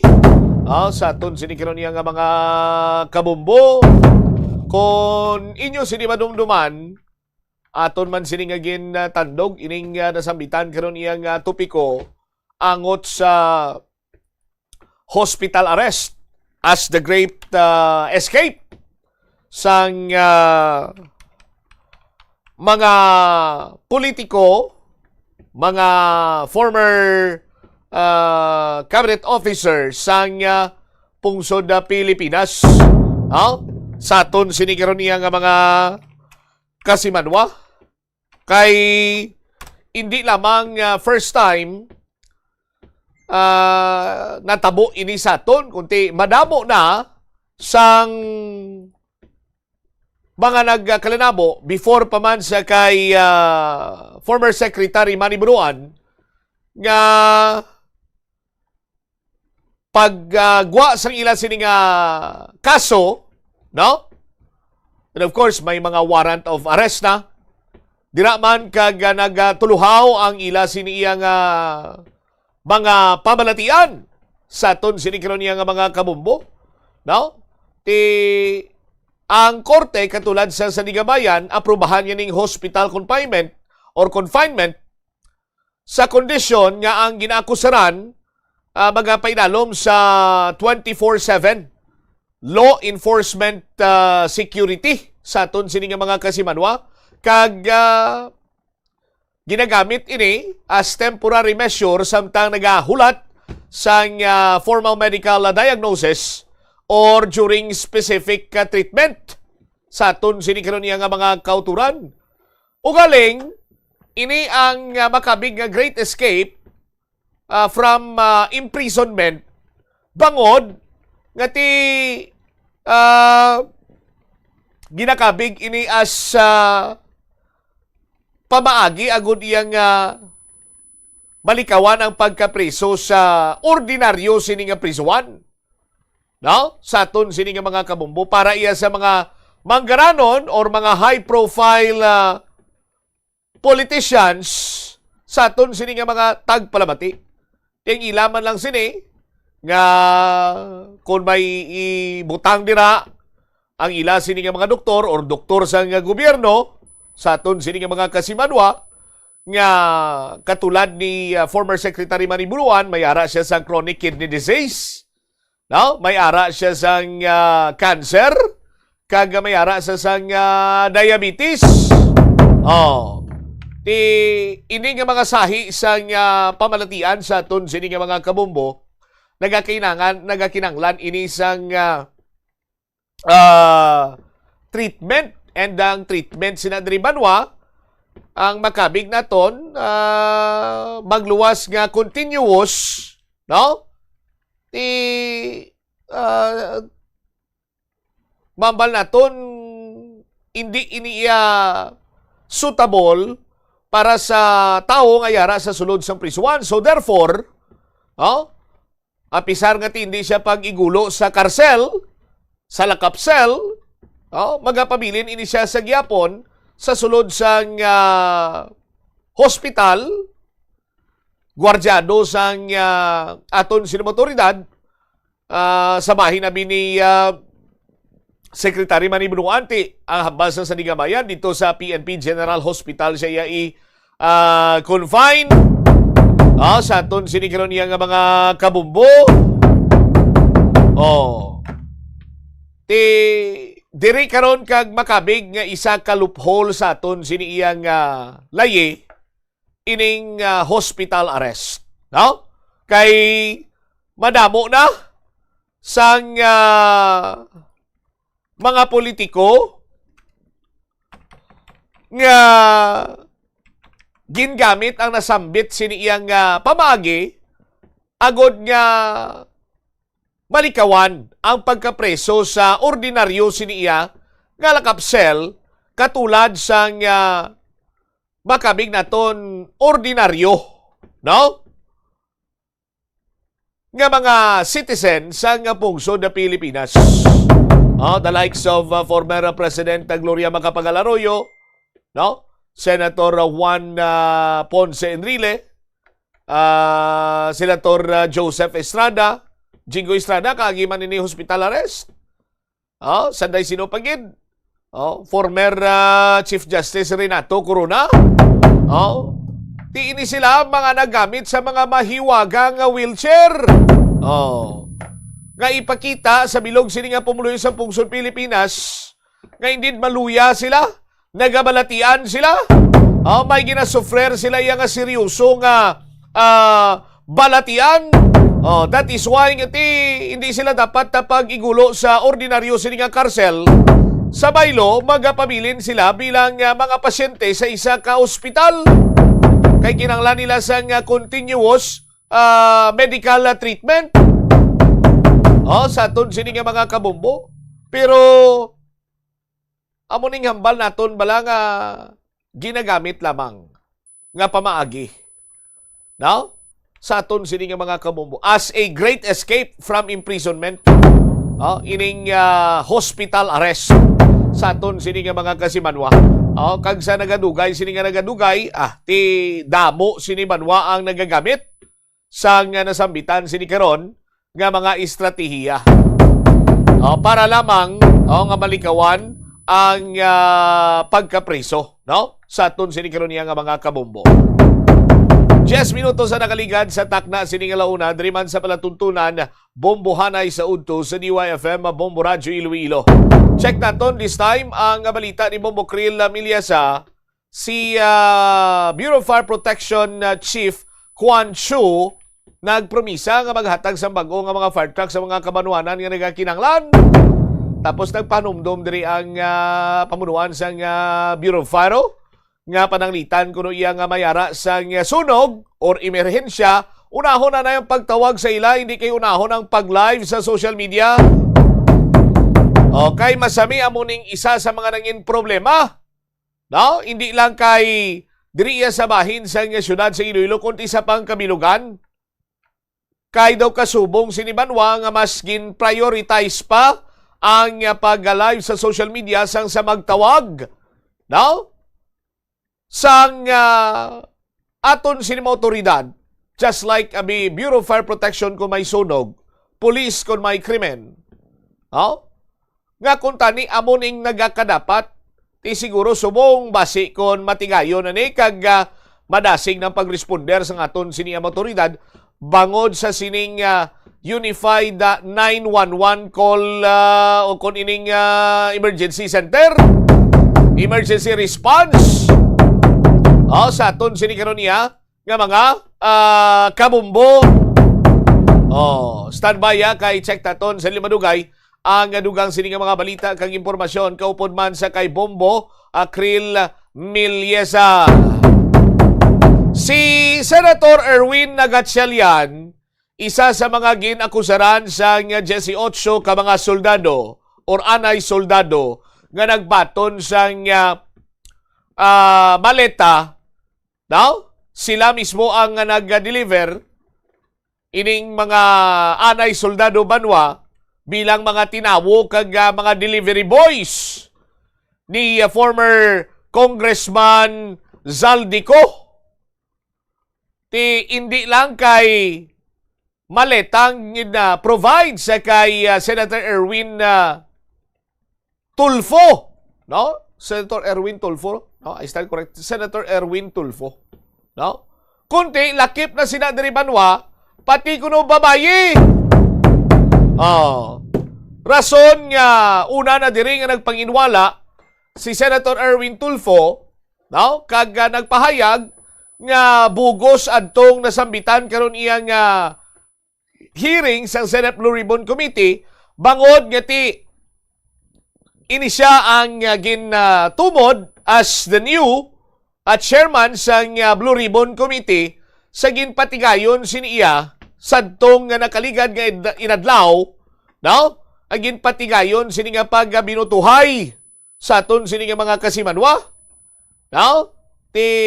Magluwas nga ginpanginwala ang nasambit sini mga akusasyon sa aton sini nga mga kabombo hambal ni Senator Erwin Tulfo. There is no Cayetano Black anymore.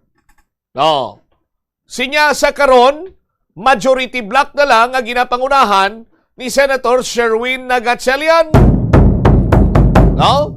Tigalibog ko nung ulo niya nga may ginatawag nga Cayetano Black, may ginatawag nga Gatchalian Black. Himo-himo lang ni kuno sini nila banwa sa aton sini nga mga kulturan. In terms sa pag apply sa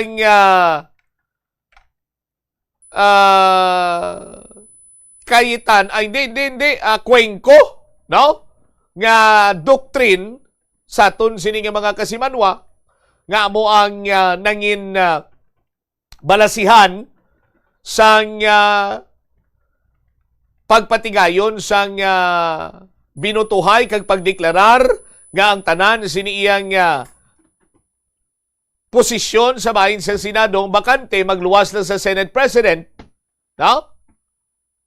Sa aton sini nga mga kulturan tiya mo ning balasihan but so far why pa iya sang sarang nga makapatod kung sino ang mambal naton Darial Macoy in terms of the Senate President. Kay si Senator Sherwin Gatchalian sa aton sini nga mga kabombo was elected bilang Senate Pro Tempore.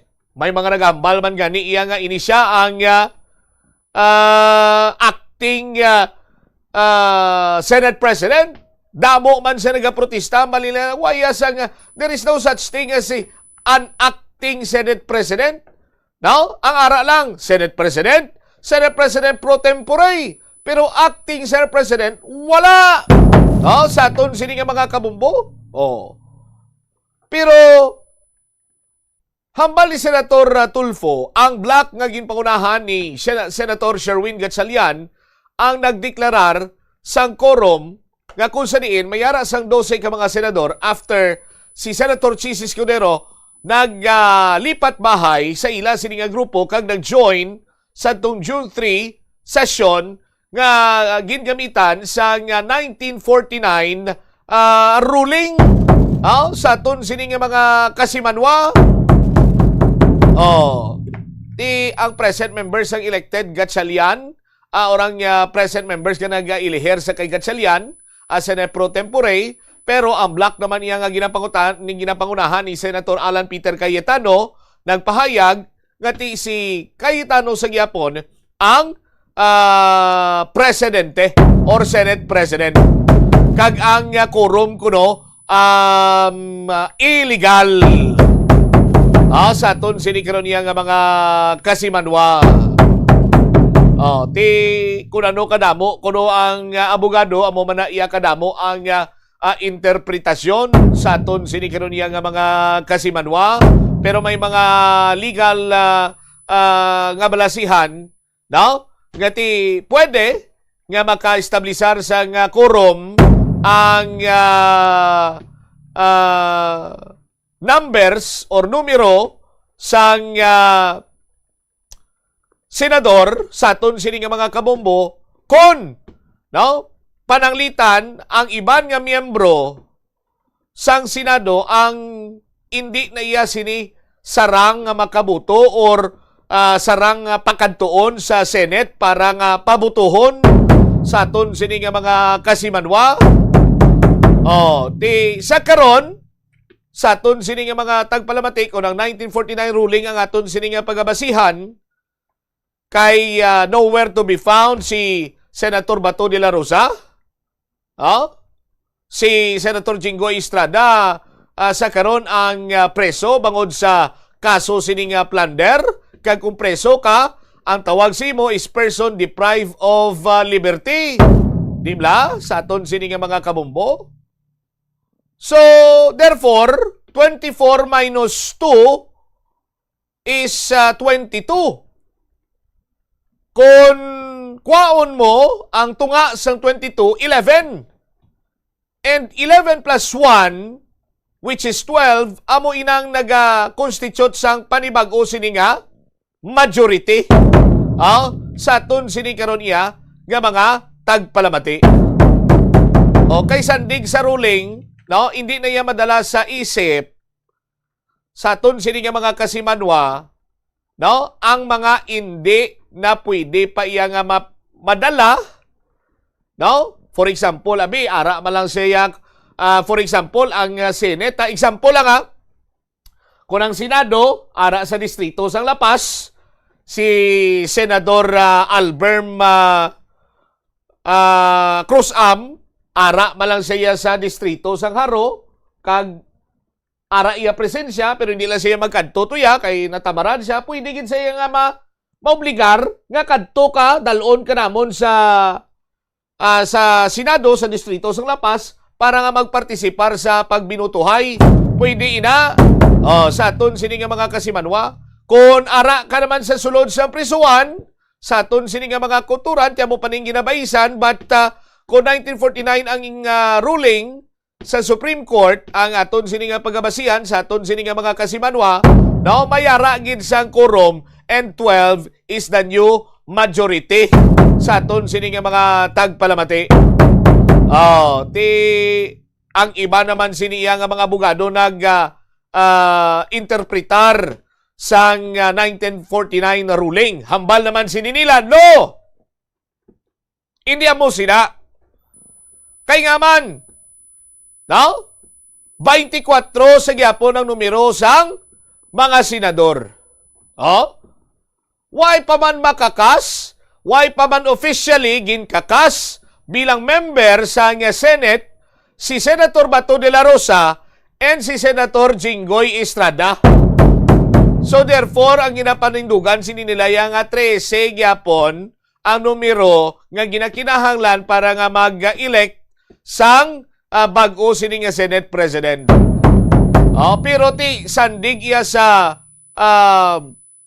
balasihan kag salayi, makapila na kabeses nga natigayon, nga makatumod, makailiher, sang panibag-o sini nga Senate President, ang aton sini iya nga mga senador using this 1949 ruling sa aton sini nga mga kabombo bilang salandigan sang ila sini nga ginpatigayon man sadto.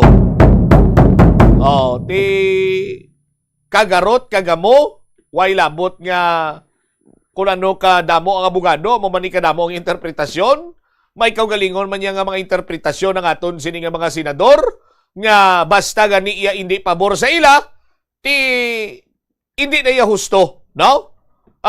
Unconstitutional na inadayon sa aton sini nga mga kasimanwa, no? Kung hindi pabor sa ila, unconstitutional. Kung hindi man pabor sa ila, himo ng tanan agod nga mangin pabor sa ila, no? Di ko nang kilala ko pa, that is bending the law.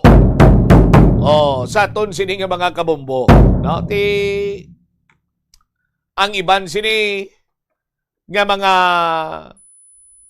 kauturan naton nga mga Pinoy, kung may mga himata sila, sa iban sini nga pungsod kag nga magapanawag magpangamusta kag masalot kumusta ang pungsod Pilipinas. Ang ila sini nga sabat nagalungo-lungo na gid lamang. Sa aton sini karon iya nga mga kabombo. 21 minutos na nakaligad sa takna sini nga launa driman sa palatuntunan Bombo Hanay sa udto sa DYFM Bombo Radyo Iloilo. Standby pagbalik naton na banwa. Check naton sa aton sini nga ipabombo. Ano ang natabo sa proyekto sa Iloilo City District Engineering Office dira iya sa may Iloilo Central Elementary School? Okay, nagpabombo dire ang ICES nga ang mga debris sang mga proyekto wala sa gyapon mahimos sa Iloilo City District Engineering Office. Sang ila sini nga kontraktor. I-check naton ina pagbalik ta sa dili lamang madugay pagkatapos sa pila ka importante nga mga pahanumdom. Oras 22 minutos na kaligad sa tak ng alauna. The Farmers Bazaar, your traditional public market with the touch of Plazuela Dos, ang isa ka lugar nga gintukod sa tion kag sa kasagsagan sa COVID-19 pandemic nga may tinutuyo nga maghatag sa imo sang safe marketing experience. Subong nga ang COVID-19 hindi na gid man dako nga pamahog kag nagapakadto na kita sa next normal. Rest assured nga ang Farmers Bazaar will further evolve agud yung magpadayon sa paghatag sa inyo sing satisfying marketing experience. The Farmers Bazaar. Sa lower level, tara na pahamtang ang fish, poultry, kag meat section. Para naman sa inyo mga kinahanglanon nga prutas, utan kag iban pa, magbisita sa upper level, pinaagi sa paggamit sa hagdanan o kon sa pagkadto direkta sa parking lot. The Farmers Bazaar, your traditional public market with the touch of Plazuela Dos. I-off ang suga sa wala ginagamit nga lugar. Patsyon ang suga sa restrooms, pantry, hallway, o kon meeting rooms kung wala sang tawo. Mas makinot ini sang sa pabayan lang nga nakabukas ang suga sa bilog nga adlaw.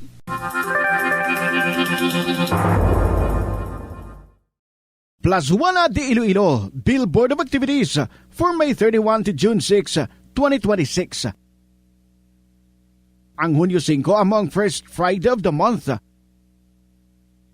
Ang 3 sa 12 ka mga promesa ni Jesus nga ginhambal pinaagi kay Sister Margaret Mary Alacoc para sa tanan nga mga devotees sang Sacred Heart of Jesus. I will establish peace in their homes. I will bestow abundant blessings upon all their undertakings. I promise you, in the excessive mercy of my heart, ngang akon all-powerful love, ang igahatag sa tanan nga magabaton sang Holy Communion sa First Fridays, sa siyam ka consecutive months, ang grasa sang final perseverance. They shall not die in my disgrace, nor without receiving the sacraments. Ang akon divine heart, amo ang ilamangin safe refuge in this last moment. In line with this, ginaagdang tanan nga mag-attend sang First Friday Mass to honor the Sacred Heart of Jesus sa El Puente or the Bridge sa Hunyo 5, 2026, magasugod alas 5:30 sa hapon. Many of your favorite old songs ang saliwat magarule sa Plaza Mayor sa Plazuela de Iloilo. Kaupan ang Retro Band sa concert at the Plaza. Mag-aumpisa alas 6 ng gabi sa Hunyo 6, Sabado. Sa tion sa musical show, napulo ka mga matahom nga Plazuela de Iloilo mags kag madamo pa nga iban ang iga-paraffle sa mga suki sang Plazuela de Iloilo. Sa Hunyo 7, Domingo, ginaagdang tanan nga mangin kabahin sa Eucharistic celebration nga pagkahiwaton sa El Puente or the Bridge sa among adlaw, alas 11 sang aga. Sa tion sang Holy Mass, pangayoon naton sa Ginoo nga hatagan niya kita sang kabakod nga malampuwasan ang internal kag external problems sang aton nga pungsod. Plazuela de Iloilo, we remain to be one with you in the common hope for a better community and a progressive country in 2026. Ipaanggid sa eskwelahan nga madamo ang tawo, isa ka panugyan para epektibo ang pagtuon sa balay, amo ang pagpangita sa designated area agud nga matiniran kung ikaw nagasulat, nagabasa o kung nag-review. Pwede man nga lamesa sa kusina o kon sa desk sa sang inyo nga balay. Pero hindi gid magigda sa imo nga katre samtang nagatuon. Inibagod nagakatemptar gid ikaw nga magpiyong-piyong tubtub nga dalayon na ikaw nga matulugan. Siguraduha man nga malimpyo kag organisado ang lugar nga imo ginatun-an. Siguraduhon nga matinlo kag maayo ang kondisyon sa mga appliances pareho sang electric fans kag air conditioners. Kung puno sang yabok ang mga ini, mas mabudlay sila mag-function gani mas madamo nga kuryente ang kinahanglan para makahatag sang pareho nga kabugnaw. Halimbawa, ang electric fans tinluan ang mga blades kag grill para mas mabaskog ang hangin. Sa air conditioner naman, tinluan 27 minutos na nakaligad sa takna sining launa. Kagkaroon sa aton sining ipabombo mo segment.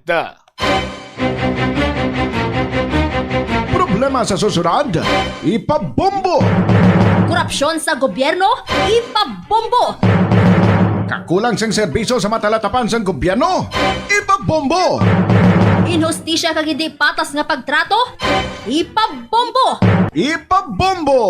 Programa sa Bombo Radio bilang dalampan sang banwa, ipabombo! Ipabombo! Problema sang komunidad, ipalabot naton sa natunggan kag solusyonan, ipabombo! Ipabombo! Diri lamang sa number 1 and the most trusted source of news and information, Bombo Radio Philippines. Basta Radio Bombo! Iloilo sa Central Elementary School ginpabombo ang mga debris nga nagkalabilin kag way mahimos sa proyekto nga gintukod dira iya sa bahin sang ila sini nga compound kag ang proyekto under ini sa Iloilo City District Engineering Office. Now, i-check naton si Bombo Sandy Balogo. Bombo Sandy sa report, please go ahead. Philippine Standard Time, 28 minutos na nakaligad sa takna sining nga launa. Standby sa aton sining nga mga kabombo sa dugang nga mga balita kag impormasyon. And of course, sa report ni Bombo Sandy sa aton sining nga pagpangalagad. Now, i-check naton sa limanugay. Dili man sa aton sining karon nga pagpangalagad sa DYFM Bombo Radio Iloilo.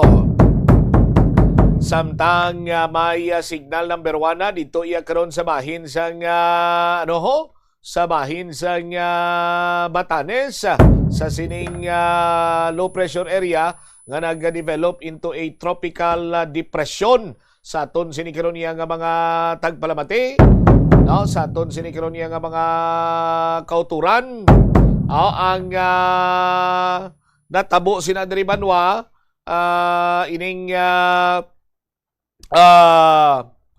tropical depression nga si Esther sa aton sini nga mga kabombo ang nasiplatan 225 kilometers northwest sang Itbayat, Batanes.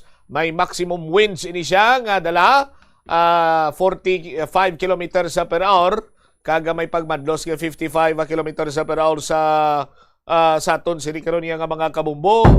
Ang hulang niya may kadasigon nga 20 kilometers per hour. Si Esther ang gina-expectar nga mag-landfall sa southwestern coast ng Taiwan kag magagwa sa Philippine Area of Responsibility buwas sining adlaw. Sa aton sinikiron niya nga mga kuturanti mayo man na nga makagwa sa dayon kay kung magpabilin pa di siya ti although nga ti abi-abi man ining pagtupa sang pag-ulan-ulan pero madamo sang ginakibang kon magmunog sining ulan. Kay base ibla kon matabo ang pangamuyo nga hindi dapat matabo since wala pangadahan may sayran ining mga flood control project ko. Mayo tani bala kon ang pagbubo sang mamunog sining ulan ang tanan sini nga tubig dito lang ya mapurong-purong sa mga sa mga involved sa sining flood control scam. Dito lang niya magdiritso sa ila sining panimalay kag sila lang tong bahaon. Ti sige, bubuhi ang ulana. Do mo sinabla, pero ti amo nimla ang problema kay sa aton sining mga kabombo, Bombo Chris and Engineer Leoco, no? Amo ni ang problema kay ti kon kalamidad to whom it may concern. sa aton sini nga mga kasimanwa wise pang sa wise ang specific sini iya nga mambal naton maapektuhan kung dira matupa ang ano man iya nga sahi sa kalamidad at idamo gini magkalahalitan. Why niya sa may ginatumod sini nga kung sino to ang mga naulamid sa flood control scam, flood control anomaly, or whatsoever sini nga banwa nga kung tani dito lang niya matupa sa ilang tanan nga kahalitan. 32 minutos na kaligad sa takna sini nga launa. Check naton si Bombo Sandy Balogo. May kantanan sa sining ipabombo mo. Now, Bombo Sandy sa report, please go ahead. Gin pabombo sang Iloilo Central Elementary School ang nagkakalat nga debris ang ilang proyekto sa Ipabombo subong sang Iloilo Central Elementary School ang nagkakalat nga mga debris sa proyekto sa ilang complex. Sa interview kay Mr. Judy Pabular, Interim Physical Facilities and Student Safety Focal Head sang ICES o kung Iloilo Central Elementary School, ginareklamo nila subong ang gintukod nga proyekto nga isa ka 3-story building nga gintukod sang DPWH kag sang Topmost Builders Corporation. So no kay Pabular, nakalabilin ang mga kagamitan, ng mga debris, ang mga ginapanggamit sa construction nga ginpabayan ng dira nila. Kag ang iyaman reklamo ang isa man ka classroom nga dugay na tani nga gina-renovate apang wala gid kayo ginahimo lang gani nga ilistaran sa mga obrero dira.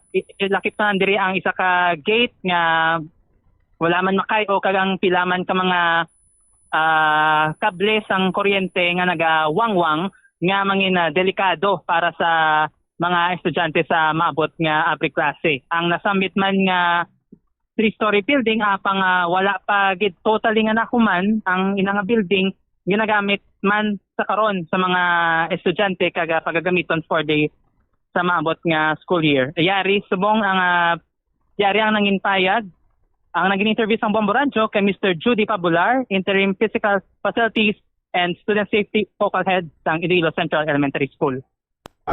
Ginapaabot ko tani sa Iloilo City District Engineering sa city. Ang problema namon diri sa Iloilo Central Elementary School sa under sa Topmost Construction nga kontrata nila nga 3-story building diri sa amon nga wala sila katapos ang ilang mga ng pagpaninlok, particularly sa mga basura nga nabili nila.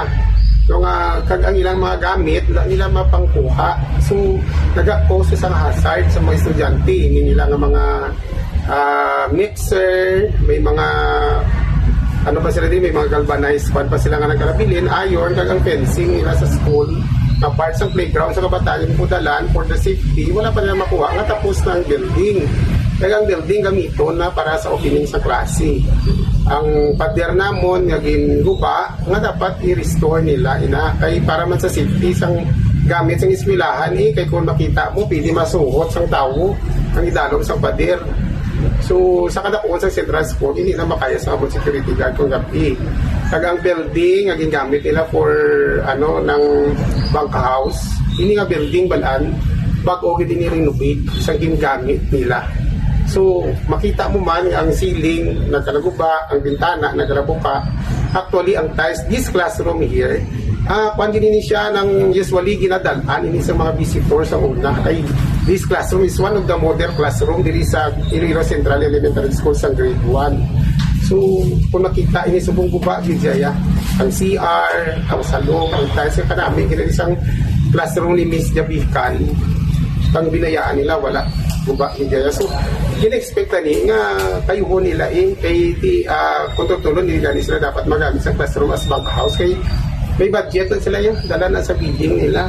So, ang amon lang sa Central School, ma-restore nila kag ma-ubra nila kung anong obligasyon nga dapat nila tapuson sa Iloilo Central Elementary School. Bali, ang project is amo ni siya ang... Yes, so amo ni siyang 3-story, 6 classroom building. May mga nagalabaw pa pala sir nga mga tubo nga kung nagalakat ang bata, may tendency nga masandaran niya ina. So dapat sila ginsuop nila ina or luringan nila parang hindi siya maglabaw. Kahit kung nagalakat ang bata, tendency sila matapakan o masandaran niyang tubo sa ground. Ang parts ang pagpatindog na sa building. Managid man siya or natong mga arasa sa 95% o 98% kasi kurinti naman na nang inugtako nila mo sa building na inugtap sa mainline. So functional na din ang kwarto. Ang manuglapot na yan sa 4 ka tuig.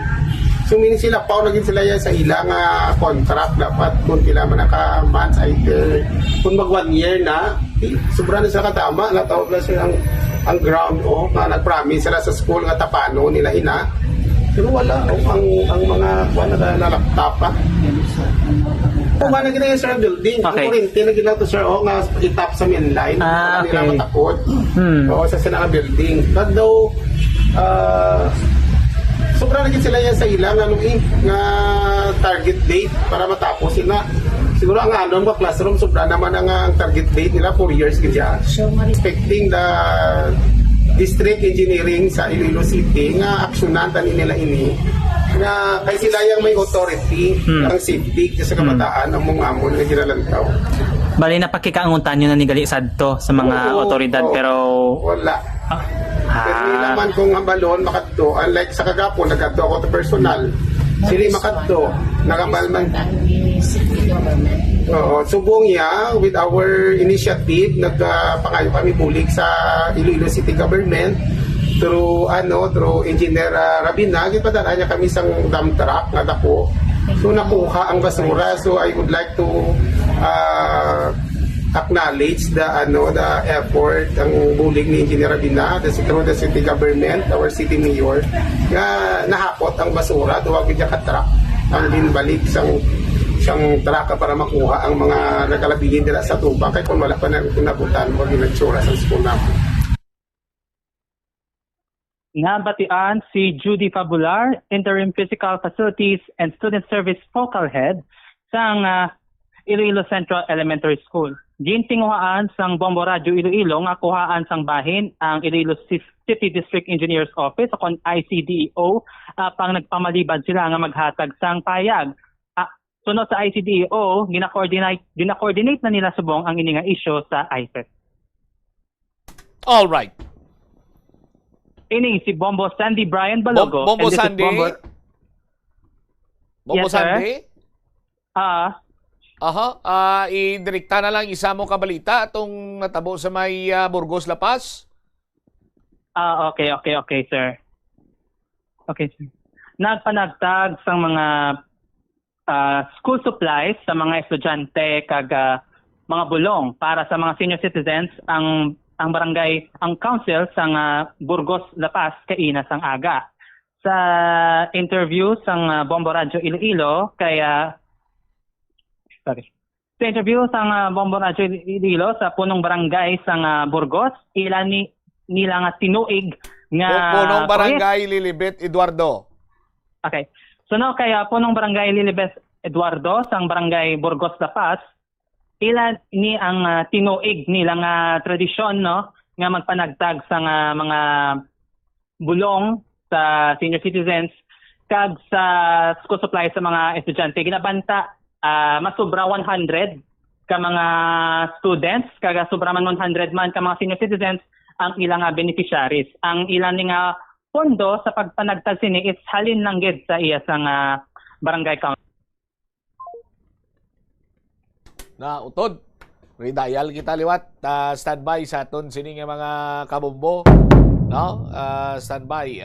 Check naton kay may yara sang ginatawag sini iyang pagpanagtag sang school supplies, vitamins, kag mga bulong para sa mga senior citizen kag sa mga estudyante ginpatigayon sang barangay official sa barangay Burgos sa distrito sang Lapas sa pagpamuno ni punong barangay Lilibet Eduardo. Sa aton sinikaron niya nga mga kasimanwa. Bombo Sandy, please proceed. Okay. Pamatian naton ang nangin pahayag ang nangin pahayag ni punong barangay Lilibet Eduardo sang barangay Burgos Lapas. Very successful subong kay nahatagan naton ang mga kabataan nga mga more than 100 kakabataan from grade 1 to grade 6. Ang seniors naman natagan man naton sang bulong, gatas, biscuits para sa ila. 138 seniors ang ara nag-attend subong. Sila ato ng mga nag-volunteer sa mga balita ko. Tuwigan natin nga medicine. Yes. Yes. Mga supplies sa mga bulong. Sila sa mga volunteer. Actually, sa barangay namo nagbutang ako sang gamay nga pondo para sa akon seniors. Since nga hindi makaigo, kami nga mga barangay officials nag-alamutay. Sang pag-abot sang ila bonus, nag-offer sila maghatag sang dugang nga ibakal namon sang bulong kag mga school supplies kay hindi man makasapat ang pondo nga amon nga ginhatag sa halin sa barangay. At bali may mga iban man gali na Kami lang mga barangay officials sa amon lang ni initiative. Bale kinambal ko sa ila nga buligan nila ako since nga hindi man makayagid sa pondo sa barangay nga ginlaan namon para diri. Since nga ang nakaagom 100 plus na bata, 138 na seniors, aside from that, may mga vitamins pa kami nga ginahatag para sa bata. Every year, hindi lang subong. Every year, I see to it nga mahimo gini namon every opening sa klase kag sa mga senior citizen once or twice a year ginaobra namon ini para mapalipay sila. Nabatian si punong barangay Lilibet Eduardo sang Burgos Lapas. All right. Ini si Bombo Sandy Brian Balogo and this is Bombo Radio Philippines, the number one and most trusted source of news and information. Basta Radio, Bombo. Salamat kid Bombo Sandy Balogo sa imo siniyang report. Tiuna kita diri sa bahin sang mga debris dito nga ginpang bilin. Naga-coordinate naman ko no ang Iloilo City District Engineering Office sa Iloilo City or Iloilo Central Elementary School ni Mr. John Fabular. Sir, naka-coordinate na gidman ang taga-ICDEO dira sa inyo o kung palapaw lang ining istorya or istorya kores-kores lang ini kay kung may ara sang coordination ikot tita ni way na kamo nagtawag kay Engineer Neil Rabinato agud nga manghimos dira sang sang nagakaigo sini iyang mga debris kay mga lapta dira sa aton sini nga mga kuturan hindi bla insakto man amo man nakasimple mo kung naga-coordinate ang Iloilo City District Engineering Office sa Iloilo Central Elementary School ay natani nagtawag si Mr. John Fabular no sa GSO kay Engineer Neil Rabina sang city government nga engineer maulam kami sa inyo trakda kay kargahan namon sang mga debris kag pinabayan diri sang taga City District Engineering Office nga mga gamit ka mga debris sinadri nila por Diyos por Santo ay sus Maria kagusep. Next ginaabi-abi ginaton no kag subong man aton sini nga ginadayaw ang ginabuhat sang mga barangay official sang Burgos Mabini sa aton sini nga mga kasimanwa ngati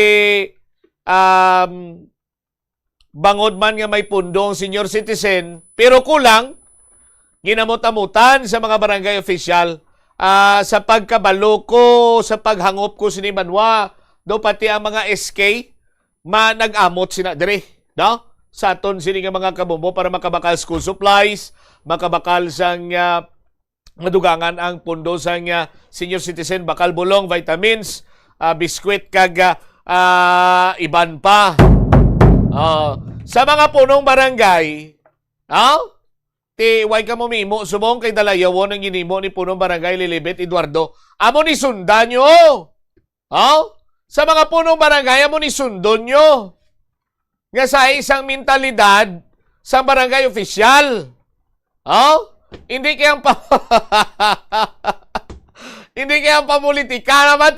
Why pagani magano-ano mamulitika. Por Diyos, por Santo. No?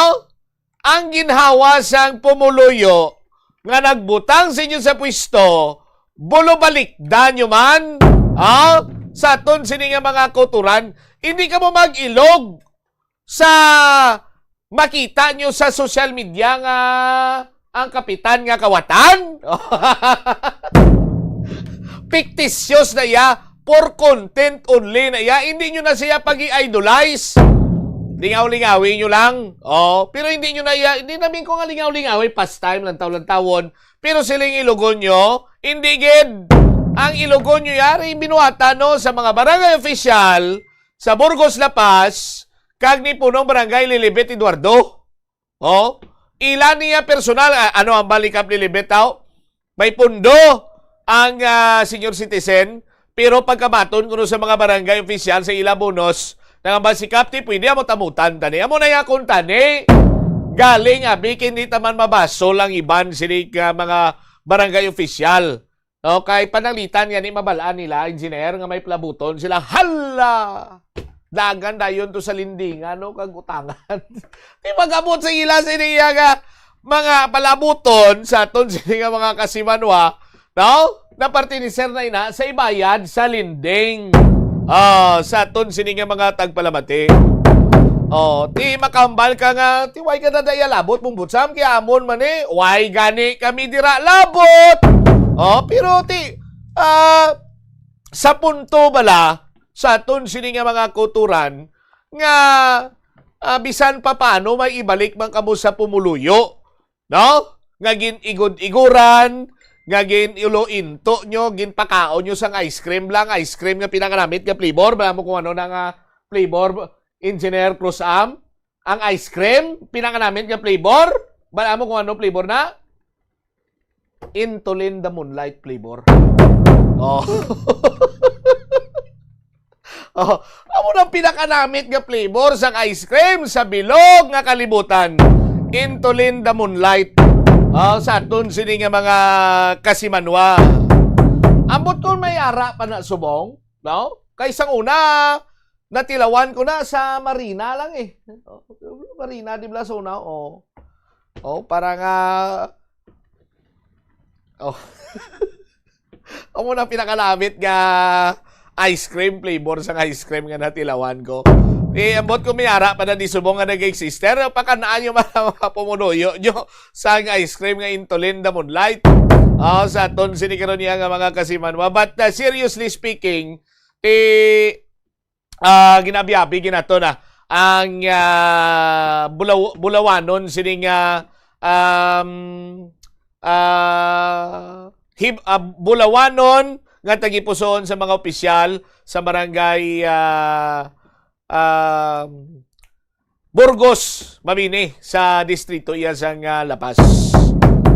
Kabay pa nga mas madamo pagid ka mo nga mabuligan. 50 minutes after 1 o'clock sapon diri man sa pagpangalagad sang Bombohanay sa udto sa DYFM Bombo Radyo Iloilo. Subong ko lang na-realisar bala Engineer Alberm. Kung tuod gid man ang mga akusasyon sang mga soldado sa ginpatigayon sini nga hearing kagapon sining adlaw sang Blue Ribbon Committee.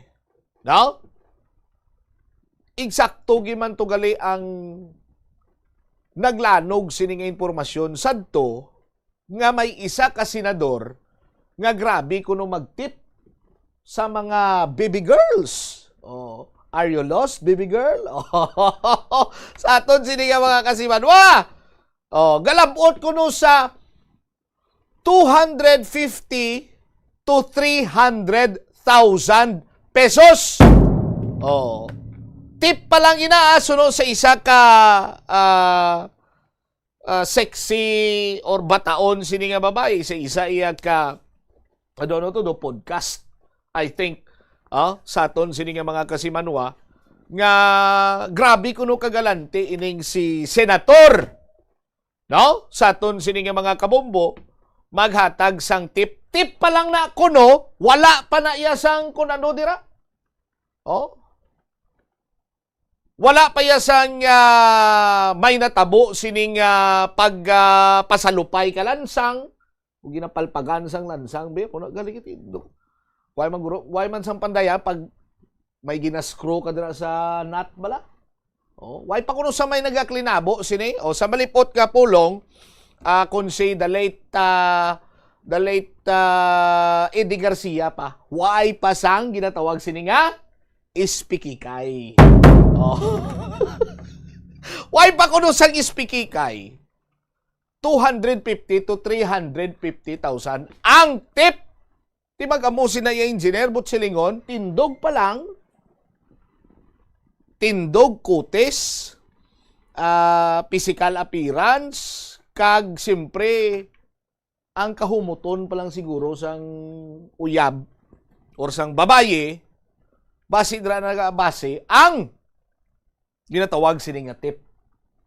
Ti kagapon nabuyagyag sa sining Blue Ribbon Committee sandig sa mga anay soldado nga ti nagwa ang pangalan ni Senator Erwin Tulfo. Suno sa ila nga amo kuno ning ginahatagan nila sang babaye sa aton sini nga mga kuturan ti damo sa karon ang nagalibog sang ulo kung atong ginanamin sa isa ka babaye to sa isa ka podcast kag ang ginanamin sang mga anay soldado amo si isa lang katawo si Senator Erwin Tulfo bala sa aton sini nga mga kasimanwa pero hambal ni acting Senate President pro tempore Senator Win Gatchalian piki hindi opisyal kag hindi otorisado adtong nasambitan sini nga hearing sang grupo ni Senator Alan Peter Cayetano tuhoy sa manomalya sini nga flood control project. Dugang pa sinadiri banwa nga mas labing maayo kung untaton na ining pike nga hearing. Kay kung nanotisyaran ninyo sa aton sinima kuturan ang kagapon to nga doon ang focus sang ila siniiyang hearing ginastablisar ang pagkaulamid sang mga senador sa piyak sini nga partido. Doon mo sadto sa aton sini nga mga kauturan. Gina-question man gani isa karon sa aton sini nga mga kasimanwa kung ano bala ang ila sini nga mga ebidensya.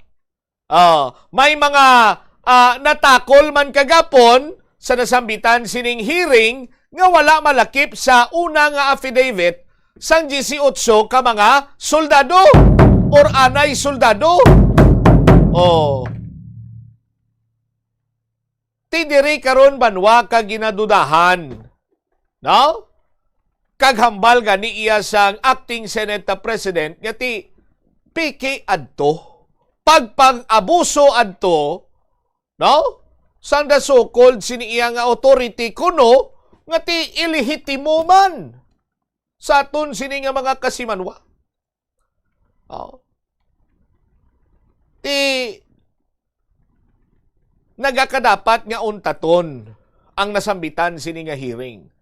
And kung madumduman sini ninyo kagapon, ang hearing was suspended and the hearing was suspended until further notice.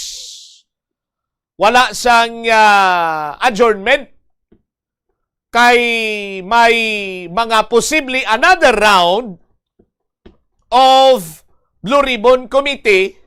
No? Again, pasensya, ang gamiton ko ang term nga Cayetano Block. Oh. Kay ti kung si Senator Win Gatchalian pampabalo, there is no such thing as the Cayetano Block. Oh? Sa aton sinikiron niya nga mga kauturan. Oh. O galing kiti natabo nang natabo, may ara pa gani isang pagdinusugan na ito kagapon engineer nga natabo, no? Oh, pero ang malaman iya sa bahin naman sa dinisuganay, why man kunusang dinusuganay ito yung nga natabo kay kung si DILG Secretary Jun Vic Rimulya pang paistoryahon, siya waya, puli na kutani ya. O puli na kutani, grapos gulpi lang may nagurug paas to muna, oh. Paigad lang ko, hindi pinsahan ko lang ako. Kung tanagang lang ko, hindi pinsahan ko lang ako. Kung lingon, basi ko magligid-ligid, gutom lang karon now. Oh. Pero, ano ganing natabo kagapon, Engineer Albert, ariyo pakita tao?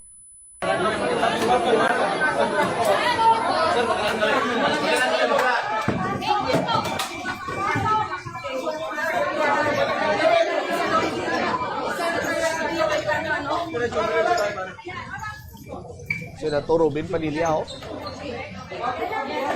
Opo diya, Senator Pia Cayetano and mga soldado ni nakabayo sila sa t-shirt o naka-itong t-shirt pala. Mayara sang Psalm 23. Na? Ora na si Secretary Jun Vic. Oh. Oh.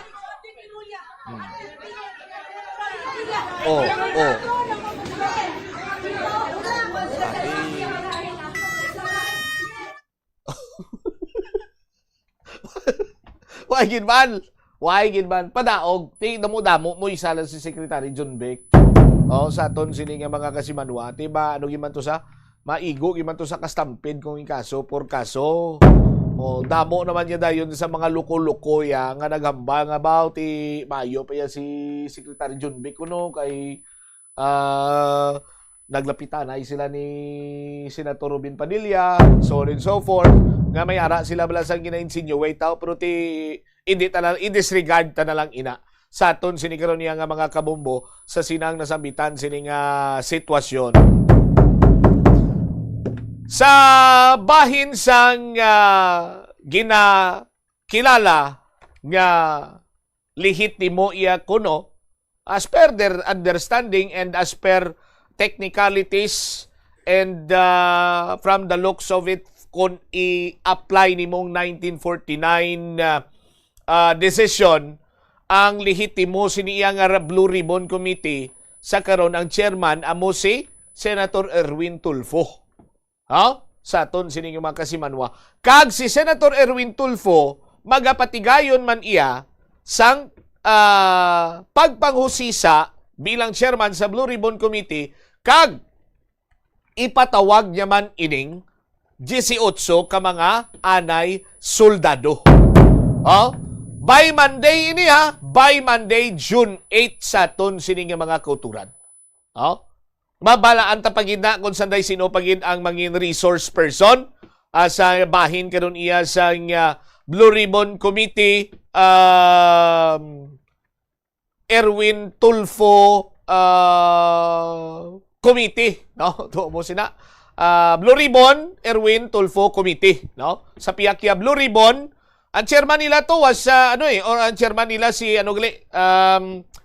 Senator Pia, and the vice chairman is Senator Rodante Marcoleta. Pero sa Lunes, ang bag-o gid lamang giniliher as the chairman of the Blue Ribbon Committee, no? Sang Gatchalian Block, amo si Senator Erwin Tulfo. And expected nga ipatawag niya ang 18 kaanay mga soldado para magtambong sa sining Blue Ribbon Committee nga iyaman sining pagapangunahan. Tiyon lang taon ta kag bantayan ta ini balantayan man ini sa aton sining mga kuturan. Mas nami pagin Senator Erwin Tulfo sir kung ako simo i-schedule mo sa mga mga last stress nga hapon. Oh. Para nga saga may game 3.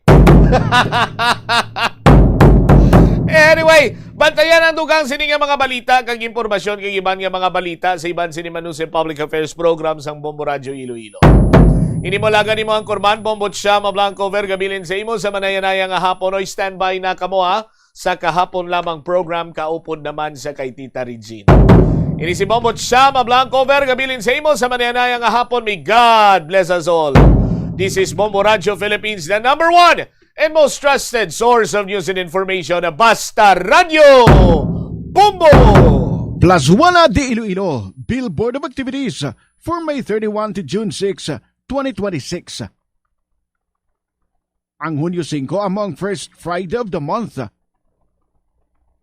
Ang 3 sa 12 ka mga promesa ni Jesus nga ginhambal pinaagi kay Sister Margaret Mary Alacoc para sa tanan nga mga devotees sang Sacred Heart of Jesus. I will establish peace in their homes. I will bestow abundant blessings upon all their undertakings.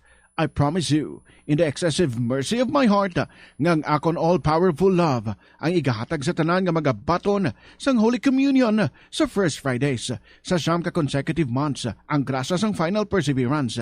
They shall not die in my disgrace, nor without receiving the sacraments. Ang akon divine heart, amo ang ilamangin safe refuge in this last moment. In line with this, ginaagdang tanan nga mag-attend sang First Friday Mass to honor the Sacred Heart of Jesus sa El Puente or the Bridge sa Hunyo 5, 2026, magasugod alas 5:30 sa hapon. Many of your favorite old songs ang saliwat magarule sa Plaza Mayor sa Plazuela de Iloilo, kaupo ng Retro Band sa concert at the Plaza, mag-aumpisa alas 6 ng gabi sa Hunyo 6, Sabado. Sa tion sa musical show, napuno ka mga matahom nga Plazuela de Iloilo mags kag madamo pa nga iban ang iga-paraffle sa mga suki sang Plazuela de Iloilo. Sa Hunyo 7, Domingo, ginaagdang tanan nga mangin kabahin sang Eucharistic celebration nga pagahiwaton sa El Puente or the Bridge sa among adlaw alas 11 sang aga. Sa tion sang Holy Mass, pangayoon naton sa Ginoo nga hatagan niya kita sang kabakod nga malampuwasan ang internal kag external problems sang aton nga pungsod. Plazuela de Iloilo, we remain to be one with you in the common hope for a better community and a progressive country in 2026.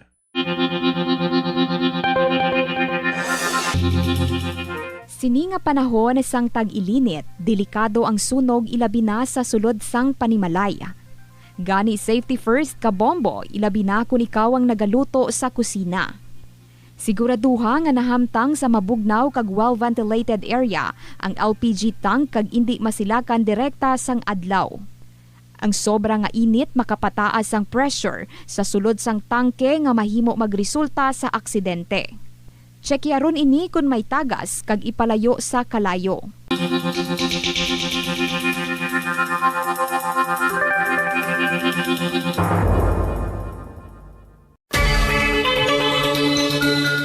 Magamit sang electronic power strips o kon extension sang linya sang kuryente agod ma-expand ang mga outlet sa imo balayo opisina. Ang electronic power strips nga ginatawag man surge protectors sarang pa makaproteher sa mga sensitibo nga electronic devices sa mga voltage spikes. Makabulig man ini sa pagkinot sang kuryente, bangod ang paggamit sang extension ang makabuhin sang phantom loads.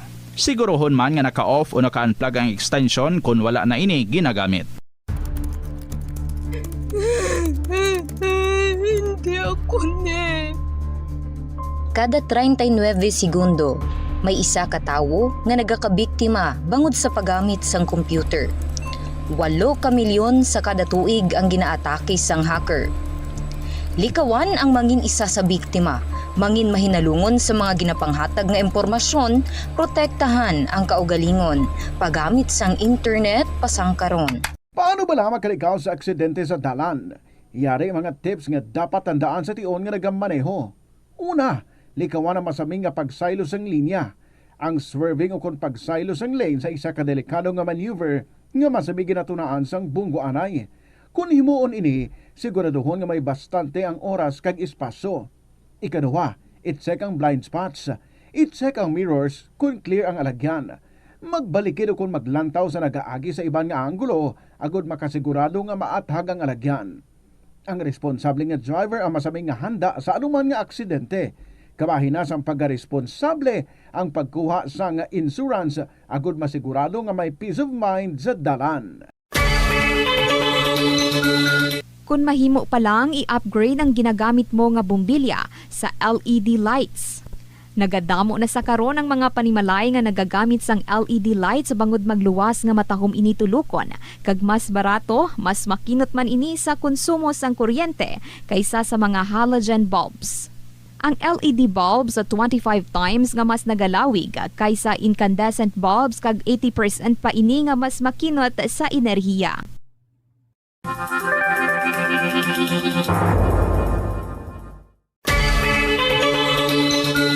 Kung nagabiyahe, dalang salakyan, planuhi ang ruta, kag tingbo ng mga malipot nga ruta, kag isahon na lang, agod makakinot sa gatong. I-schedule ang biyahe nga off-peak hours para ma-minimize ang inoras sang idling sa traffic. I-practice ang carpooling kung mahimo pa lang para mabuhinan ang numero sa mga salakyan sa dalanon. Ang kasubo kag depresyon ang hindi pareho nga balatyagon. Ang depresyon ang hindi gulpiyada lang nga nagakatabo sa isa ka tawo. Masami man nga ginakabig sa mga tawo nga depressed ini bangod sa kasubo nga nagakabatyagan. Ang kasubo, temporaryo lang nga nagakabatyagan sang tawo kag masami nagadugay sang pilalang kaadlaw. Samtang, makabig naman nga nag-experience ikaw sang depresyon kung masobre na sa 3 ka bulan nga nagabatyag ikaw sang kasubo. Importante nga mahibaluan ang mga naga-trigger sa nga mga balatyagon, agud nga mahibaluan kung paano ini nga bulngon. Paano ipabilin nga matinlo ang ginakaon nga mga prutas kag utan? Dapat nga regular ang paghugas ng kamot nga may habon sa sulod sang 20 segundos bag-o kag pagkatapos mag-uyat sang anuman nga butang. Hugasan sa maayo mga prutas kag utan gamit ang tubig bago ini kaunon o kun isimpon sa ginaluto nga pagkaon. Likawan nga maggamit sang habon o kun bleach o kun anuman nga kemikal sa paghugas sa mga ini. Lutuon sa maayo ang mga utan agod mapatay ang mga mikrobyo nga nagatapik diri.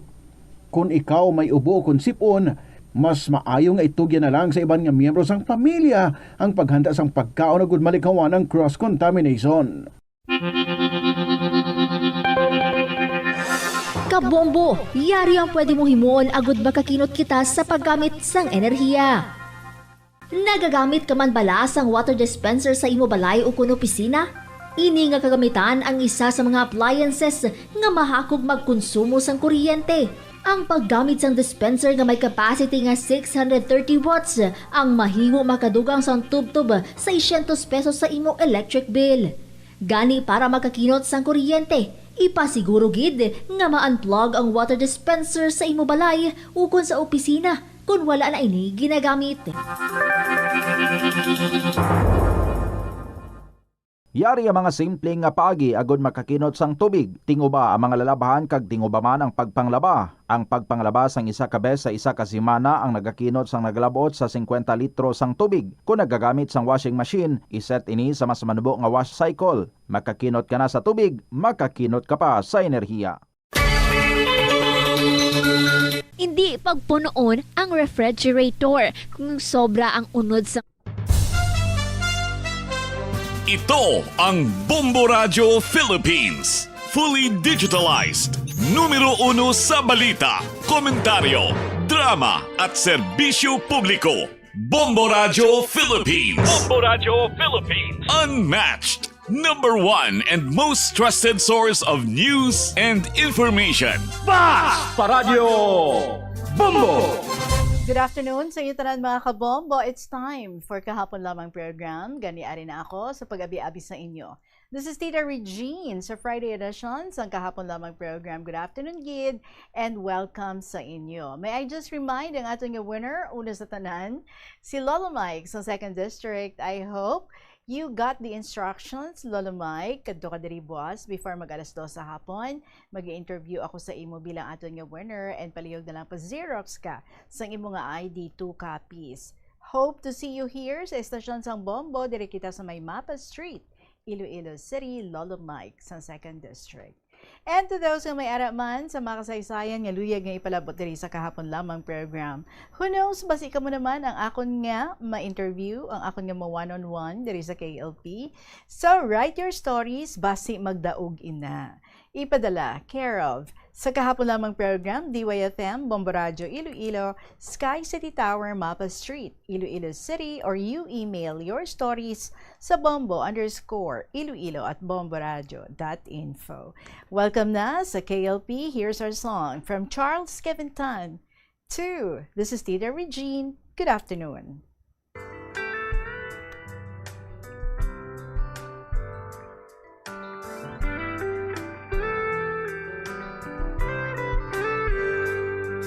What good is a heart without someone to love? What good are these arms without someone to hug? What's the use of these lips without someone to kiss? What's good an embrace without the one that you miss? So tell me why ain't got no rhythm, just blues. Who am I? Now there's no us minus you. So tell me what's good and forever without the two and not together. What good is me without you? What good is the song when there's no one to hear? What good are these eyes when they're covered with tears? What's the sense of these dreams without someone to share? What good is this life when there's no one who cares? So tell me why ain't got no rhythm, just blues. Who am I? Now there's no us minus you. So tell me what's good and forever without the two and not together. What good is me without? What's good than we without? What good is me without you? La la la la la la la la la. La la la la la la la la la. La la la la la la la la la. La la la la la la la la la. Girl, you're my missing piece. Our hearts in perfect peace. Come back and make me complete.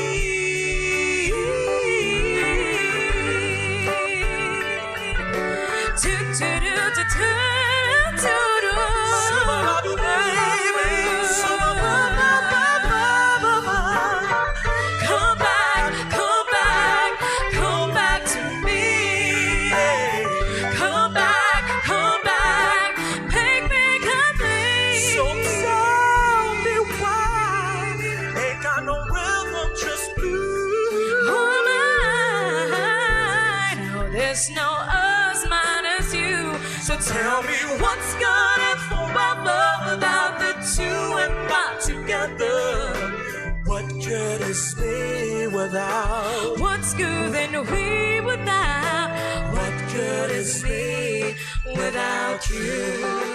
La la la la la la la la la. La la la la la la la la. Come back, come back, come back to me.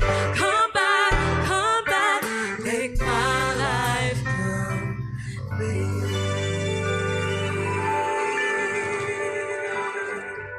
15 minutes after 2 o'clock. It's a beautiful Friday. First Friday para sa bulan sang Hunyo. Mamang Els, happy birthday. Ari na ating first letter para sa sining hapon and pang Friday edition. Halin kay Crying Mother sang Sugarlandia of Iloilo. Mahal kong Inday Regine.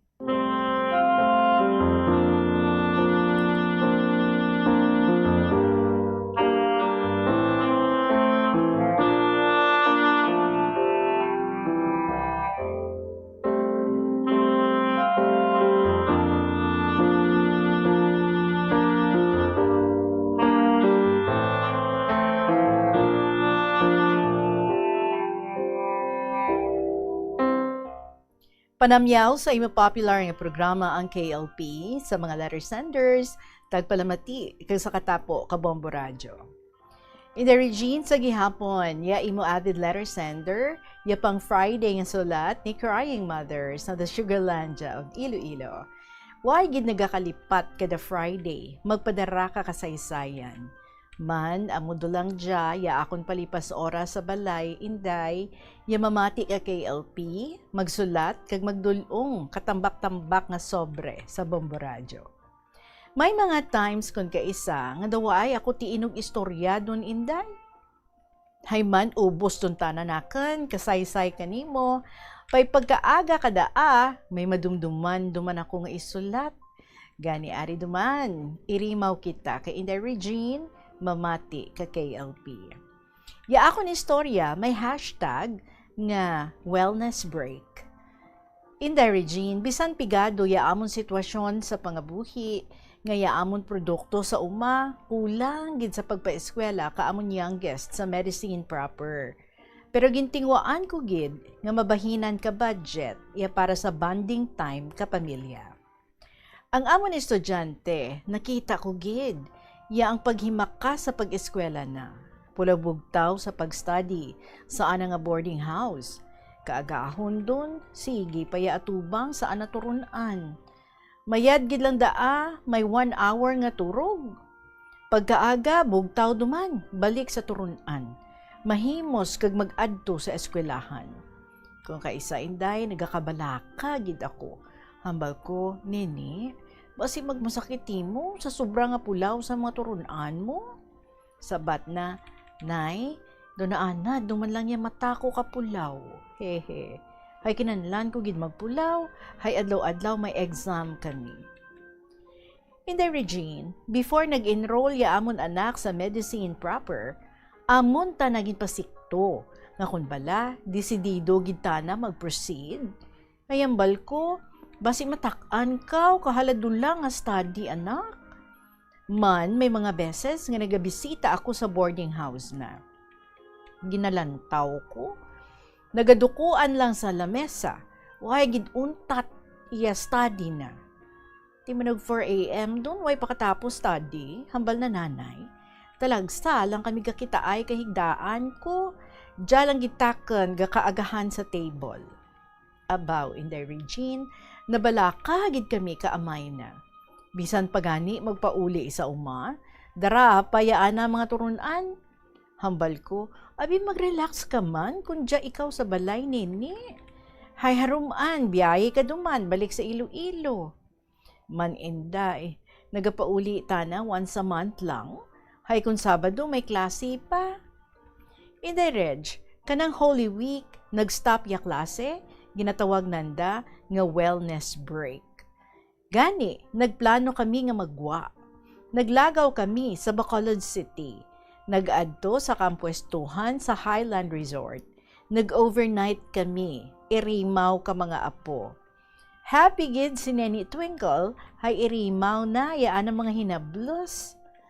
Sang-ara kami sa Dumangas Sport, masadya sanda ka mga hinablos na, sakay sa Roro pa Bacolod.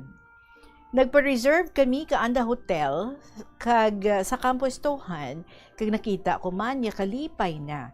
Samtang ara kami sa swimming pool, kag nag-try man sanda sakay sa zipline. Pagkaaga, lagaw duman kami sa Bacolod City sa mga mall sa syudad. Inday, bisan magasto, apang hindi mabayluhan, yakalipay ka pamilya sang tion nga ato. Amo gani, nga ginplano ko gid, nga makabanding kami, para maka-unwind man si Neni Twinkle. Sa permido lang atubang sa mga turunan sa eskwelahan. Kanami ba tiyagon kung naririmaw ka mga pamilya? Magkaon, maglagaw-lagaw sa mga pasyalan, maglibot-libot sa mga lugar, nga waay o talagsalang maadtunan. Ang hambal gani ni Twinkle, abaw sa kamahal ka gasolina, pay hala kita kalagaw, krisis sa oil do karon. Dapat save kita anay. Hehe, sabat ko, sige lang. Importante, deserve mo neni wellness break mo sa eskwelahan. Inday Regine, ginapangamuyo ko, Nga kabay malampuwasan lang kaamon anak yaan ang pag-eskwela sa medisina. Kabay nga after 5 years inday, magabalik kami dyan kanimo para magpasalamat sa itong mga encouragements nimo nga ginpatuhoy kay Twinkle. Kay man inday, kung imo pa madunduman, akon sadto nga ginsaysay sa imo ang natungod sa pag-eskwela ni Twinkle sa medicine. Di gani, continuation do lang, diyan nga sulat nakon, kung paano namon ginasuportahan, ginahimakasan ya amon agot nga bata saan nga handom sa pagtapos sa kurso nga medicine. Kag sa pagtakop ka klase, magapadayon dumanta na review para duman kuno sa pag-enroll duman sa second year don. Kagabay pa, makatigayon duman kami banding-banding kaupod sa amon mga apo. Salamat inday sa imo pagbasa ka akong sulat nga daw hindi don maintindihan ti mayad. More blessings sa imo inday kag sa imo pamilya sa gihapon, crying mother of the Sugarlandia of Iloilo.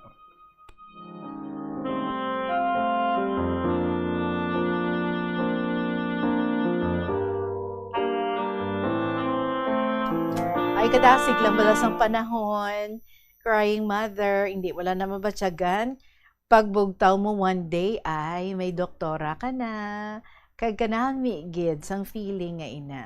I feel so positive about kay Twinkle. Knowing no sa imo nga pag-share diri sa amon sa iyang kung paano niya nga atubangon ang dakong responsibilidad bilang isa ka estudyante nga nag-eskwela sa medicine proper. Well, we know and we understand, hindi basta-basta, no? Dapat seryoso ikaw, dedicated ikaw, para nga tayo yun nga matapos mo ang imong pag-eskwela and considering nga hindi amo na iya kahapos ang mangin isa ka medicine proper nga student. So she's so dedicated. Kaya nakita taman, halos tag-isa lang nga gali ka adlaw ang iya nga tulog. Ay maan. Dapat no sa mga days nga may free time siya or sa mga days nga wise ang klase, bawi gid sa pagtulog. Dapat balanse man. And it is good nga ara ka mo dira nga mga parents niya nga very supportive kag very much willing nga mag-provide para nga matagaan man siya sang deserve niya gid nga wellness break. Kag kaupod niyo pa nga iya nga family. So very happy gid sina si Twinkle. We'll be praying for her and I believe nga malabot niya gid ang iya nga luyag kag ginahandom sa kabuhi. One day soon, mangin Doktora Twinkle na siya. We will be praying for that.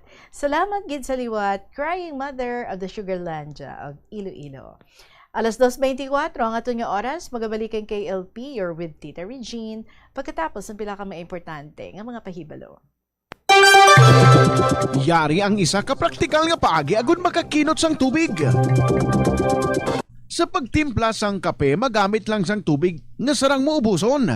Sa masami, hindi man naton maubos ang ginatimpla. Kag kung mabugnaw na ang kape, ginaula na lang naton. Hindi lang kape ang imo ginauyangan, kundi tubig. Gani, mas maayo ang husto lang nga amount nga maubos mo ang imo nga timplahon nga manamit nga kape.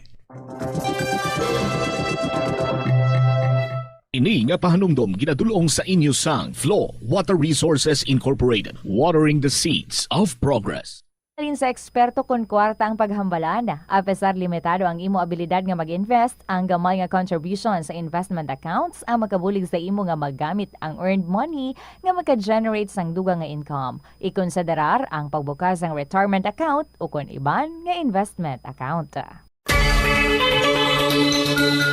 Kabombo, nagpatakod ka man bala sa energy saving device sa imo balay o opisina? Maghalong ka ha? Kay basi na budol ka. Sunod sa Department of Energy, wala pa sang energy saving device nga nakapasar sa energy label. Bot silingon, kung ina nga device wala sang DOE certification, wala ina nagagana. Magluwas nga hindi epektibo, mahimo pa ina makaguba sa imo nga mga appliances o kung makapataas pa gani sang imo balayran sa kuryente. Gani para makakinot sang matuod sang kuryente, gabuton sa saksakan ang appliances nga wala ginagamit. Masami nga tinluan ang aircon filter o kung magamit sang invert. Balik kita din sa KLP, we're on our second letter, and this is from Nanay Flor sa Santa Barbara. Palangga kong Inday Regine.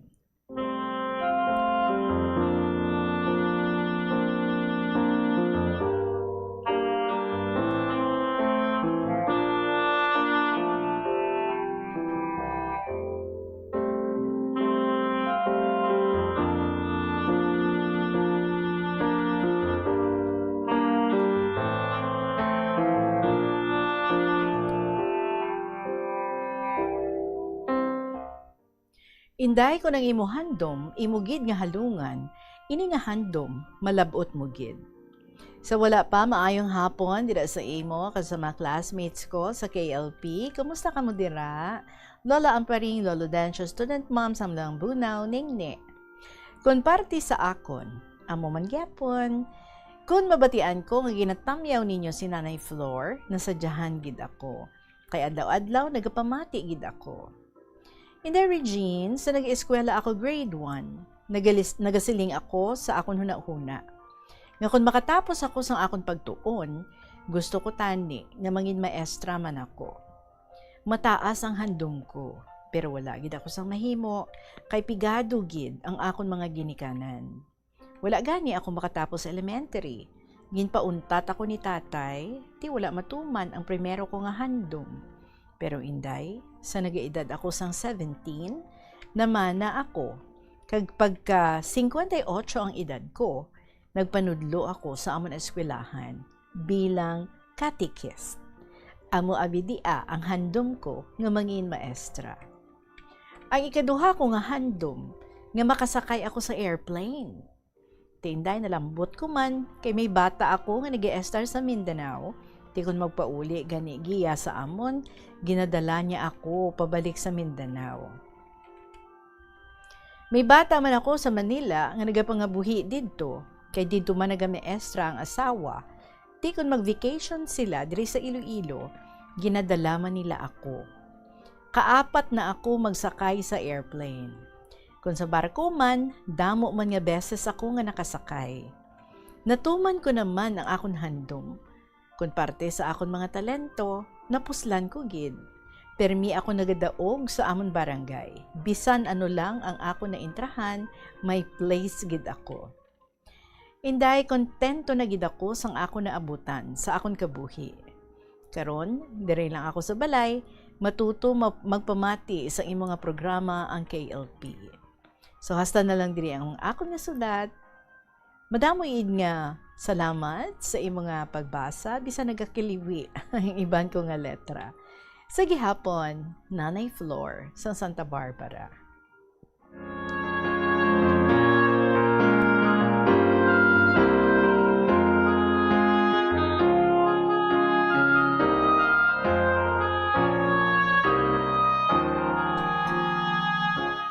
Well, you know what, Nanay Flor? Ang tawo, kung nga may contentment, has joy in her heart, kag may peace sa iya nga paminsaron. It's so nice to hear you're saying, kontento ka sa imo nga sitwasyon subong, sa imo nga mga nalabutan, sa imo nga kabuhi, sa mga handom mo, nga sang una handom lang, pero subong, natagaan sang katumanan. Kung hindi man directly nga naging teacher ikaw, bilang isa ka katikista, natigayon gid nga makapanudlo ka sa mga kabataan. Kaya hindi lang basta-basta, kundi pulong sang Diyos ang imo nga ginatudlo sa ila. So you're introducing God to them. And that's a very noble thing to do. Very spiritual, and you would be blessed for doing that, di ba?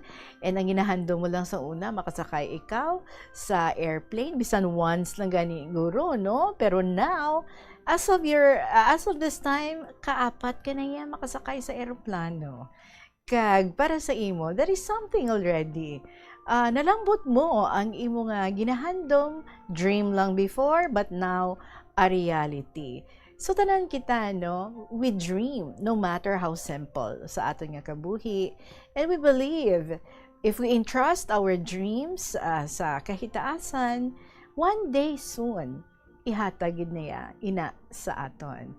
And look at Nanay Flor, kontento na siya kay ti ang mga ginpang dream niya natigayon gid sa iya nga kabuhi. And now she's settled, and now she's at peace, and now she is so joyful. Salamat kay Nanay Flor for another sharing diri sa amon sa KLP. Alas 2:31, we'll be giving you more stories sa pagbalik sa Kahapon Lamang program. The Farmer's Bazaar, your traditional public market with the touch of Plazuela Dos, ang isa ka lugar nga gintukod sa tion kag sa kasagsagan sa COVID-19 pandemic. nga may tinutuyo nga maghatag sa imo sang safe marketing experience. Subong nga ang COVID-19 hindi na gid man dako nga pamahog kag nagapakadto na kita sa next normal. Rest assured nga ang Farmers Bazaar will further evolve agud nga magpadayon sa paghatag sa inyo sing satisfying marketing experience. The Farmers Bazaar. Sa lower level, tara na pahamtang ang fish, poultry, kag meat section. Para naman sa inyo mga kinahanglanon nga prutas, utang kag iban pa, magbisita sa upper level, pinaagi sa paggamit sa hagdanan o kon sa pagkadto direkta sa parking lot. The Farmers Bazaar, your traditional public market with a touch of Plazuela Dos. Bulig agud pakibatuan ang climate change. Magamit sang bag nga pwede magamit sang liwat-liwat agud mabuhinan ang plastic bag nga ginahaboy bangod ini nagatugas ang greenhouse gases. Ikaduha, hindi masumi magamit sang computer. Kung 4 ka oras lamang sa isa ka adlaw ang imo nga paggamit sang computer, makabuhing ka na sang carbon dioxide emission nga 83%. Ikatatlo, kung malapit man lang imo nga kaladuan, mas maayo nga maglakat o kung magsakay na lang sa bike. Magluwas sa makakinot ka na, mabuhinan pang polusyon nga nagatugas ang climate change. Yari ang isa ka praktikal nga pamaagi agud makakinot sa paggamit sang tubig. Pag-usar liwat sang tubig. Kolektahon ng tubig nga gingamit sa pagpanglaba o kung ang tubig nga nagatulo gikan sa aircon. Pwede mo ina magamit sa pagpanglimpyo sa salog, pagflash o kung pagbunyag sang tanom. Ang tubig nga abi mo wala na pulos, pwede pa yagaling nga makabulig sa imong palibot.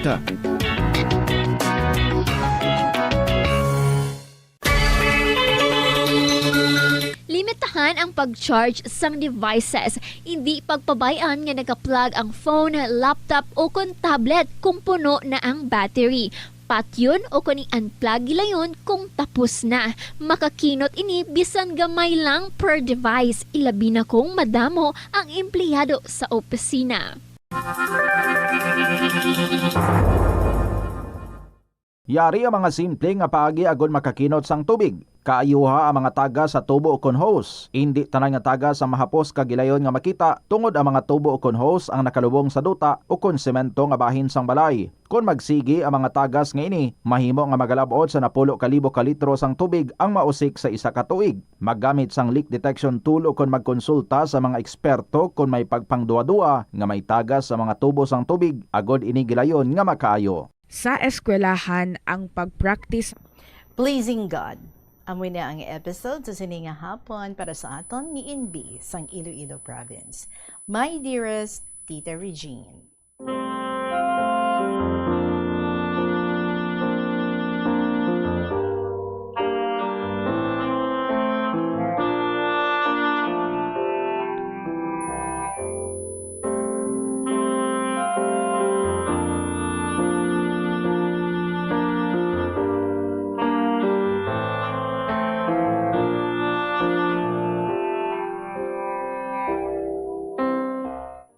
Hello, my fellow KLP lovers, added listeners, and letter senders, especially to you, Tita, all staff and members of Bombo Radio Philippines. A blessed, warm, and joyful afternoon to all of you out there. Ako nakita ang katahum sang malino nga kabaligiran sa kaumhan. Ang kahanayak nga parayan, mga katubuhan, mga kalubihan. Ang makalingaw nga hunis ang kapispisan, ang matanoy nga tukturuok sang mga manok. Ang mimi sa mga kanding, ang mama sa mga baka, ang inga sa mga karabaw, kag iba. Ang fresko nga dupoy-dupoy sang hangin, nga nagapanalupsop sa aton mga kaugatan. Ang mabugnaw nga tubig halin sa tuburan, ang malapad nga tubig sa kadagatan. Ang matahom nga pagbutlak ni Haring Adlaw sa sidlangan, kag sa iya nga pagtunod sa katungdan. Ang pagpakita sa mga kabituunan kag bulan sa kalangitan. Initanan, ang makawiwili nga mga butang, gintugas ang aton mahal nga Diyos, para gid sa aton tanan nga kalipayan. Kung tuya duman sa city, matuod, malipay man kita, pero ang kagahod sa mga sarakyan, luwas ang kaduro nga videokehan. Ang crowded nga mga pamalay, mataas ng mga buildings, hotels, apartments, Besides the trees with spreading branches, attractive, beautiful flowers, strong and able personalities going to and fro. Kaya mga beggars, less fortunate, underprivileged individuals, nga mga biktima sa negligence sang aton nga gobyerno. Tita Regine, they're so helpless, who really need our help, care, and attention. Tama gid sila ka makaluluoy. O kung basi, nagakahuya man sila mangayo bulig. Pero dapat kita makonsensya. We have to reach out for compassion. Let us give alms to the needy, food for those who are hungry, and water for those who are thirsty. Sa amo ni nga bagay, aton mapahalipay ang aton mahal nga Ginoo, the giver of our precious temporary life and all our needs to survive with our fellow men. Siningation, excited ako nga magpaambit sa inyo kung paano naton mapahalipay ang Ginoo nga naghatag sa aton sang tanan nga kalipayan.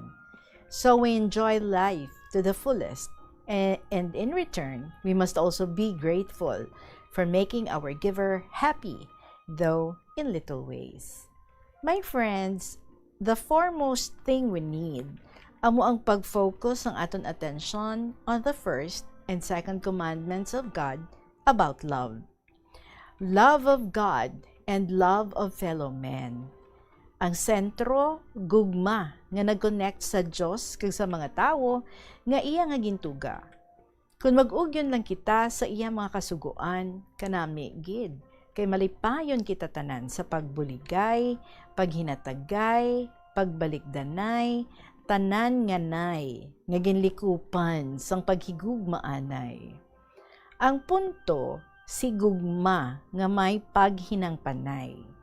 Hindi bala mga classmates, sa ngalan ni Ginoong Hesukristo, we have to love God, our neighbors, as we love ourselves. Sa mga hapon, pleasing God ang aton pagasaruhan nga topiko. Have you observed, my fellow KLP lovers, maskin dyan lang sa aton gamay nga komunidad, duro mga tao, babae man o kung lalaki, who spend their lives doing things like working hard, raising godly children, faithfully praying for themselves and for others, sharing their faith with those who don't yet know Jesus. They teach Sunday school, bring meals to the sick, ginadrive nila ang mga senior citizens to the doctor's appointments, and do countless other kindness. They may never be recognized outside their family circle and friends. They were not known. Though they willingly and sacrificially give themselves, they may not receive a thank or praise for their service. Yet, ang aton Ginoo nakahibalugid sang ilang faithfulness and is pleased by their being obedient. Abi ninyo, ang ako namiga nga si Vicky, kagang iya familya nga nagtabok halin sa syudad, pauli sa Ilabanwa. Naabutan sang buhawi sa tungasang lawod nga nagkulob gid ang pump boat nga ilang nga ginsakyan. Ang duha ka bata ilagin kaptan, ang isa sa asawa kagang isa sa bana. Nagsigi sila tanan tawag sang bulig sang aton mahal nga Dios. Dios namon, Jesus, Jesus, Jesus. Maluoy ka man sa amon, buligi kami nga hindi kami malumos, buligi kami. About 15 minutes ang ilang pagpalutaw-lutaw, kag hinali. May pump boat nga nag-abot sa pag-rescue sa ila. Pagtapak nila sa duta, nagsakay sila dayon sa tricycle, kag magdiretso sa hospital para makapahunay-hunay anay. Agud maumpawan ang ila kakapoy, kag kakulba. God is good to rescue them.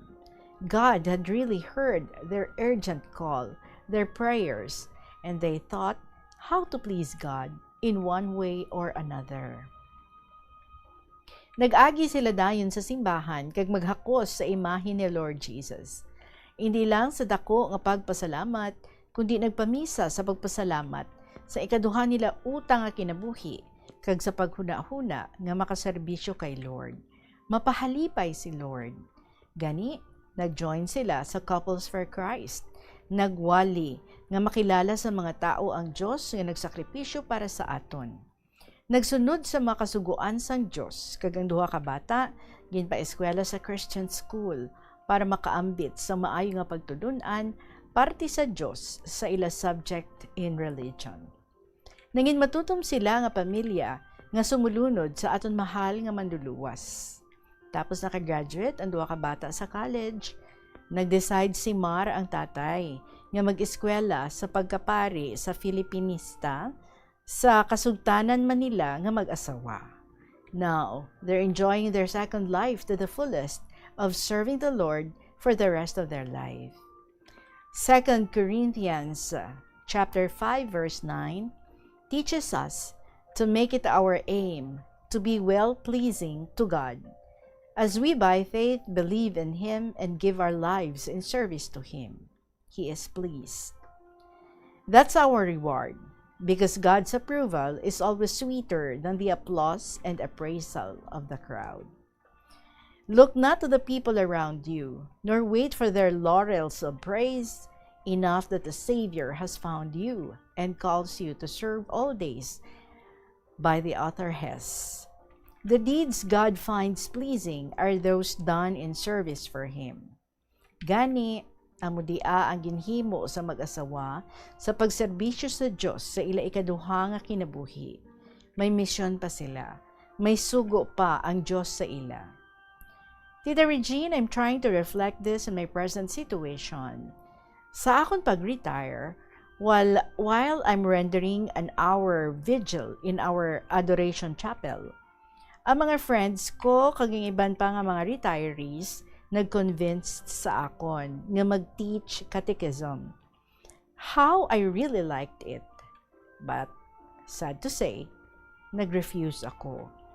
Kaya ang disability ko nga hindi makatindog sang tadlong kag makapanaw nga waay baston. Luwas nga ang balay surudlon nga waay ikaw masakyan maskin sikad lang. Kung dawaton ko, basi hindi ko kaayo maserbisyuhan sang husto. Gani, nag-try gid ako pag-compose sa mga istorya. Ginapadala sa KLP. Kaginamian ako, nalingaw ako nga di ako i-focus ang tiyempo ko nga mahimong profitable sa akon isig katawo sa pagserbisyo sa aton mahal nga Ginoo. I wrote to share interesting stories with moral lessons, good virtues, maayo nga relasyon sa aton kapareho, base sa mga pagtulunan nga gintudlo sa aton ni Kristo Jesus. Yawat na lang makamuklat man ang aton mga kauturan nga nagapamati sa kamatuoran. Isa ka pamaagi nga makapalipay sa aton mahal nga Dios. Anyway, there are many ways to please our Creator. Kagamo ini ang akon subong ginakalingawan nga ma-please ko si Lord for the rest of my life. Nakaturo man gani ang akon luha sang mawala ang 3 ko ka episodes nga inog email na unta. Natandog ko lang ang folder sa notes kag nadura.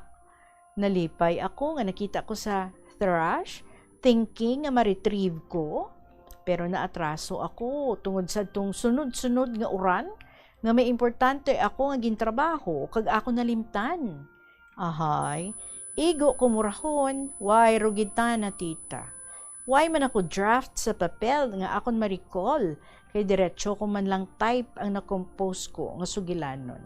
Sayang gid. I asked the Lord to help me recall the synopsis with Senior San Antonio de Padua. Before I lay down to sleep, I prayed to remember the titles. Sang pagbangon ko early in the morning, pagkatapos ang akon nga morning prayer to thank God, nag-flash ang title sa huna-huna ko. So I grabbed them, immediately jotted them down, and the important points to be considered sa akon nga pagbalay liwat sang istorya. Nalipay ako, kagway ko baliha ang kabudlay sa pagliwat. Gani, akon dayon ginhatagan sang panahon. Liwat ko gintrabaho, ginantusan sa pag-compose, kag sa kaluoy ni Lord, natapos ko gidman ang 3 ka nawala ko nga episodes. Thanks be to God. Hallelujah. Sultita kabay pa, hindi ikaw takan sa pagbasa sa malawig kong istorya, kalawig na sang aton panglakaton, basi nakapoy ka na. Let us stop somewhere here. Once again, salamat sa liwat for reading. More power sa imo program, and may God's salvation, protection, and blessings will always come to all of us. To you, Tita, and your loved ones, sincerely yours, NB, sa Iloilo Province.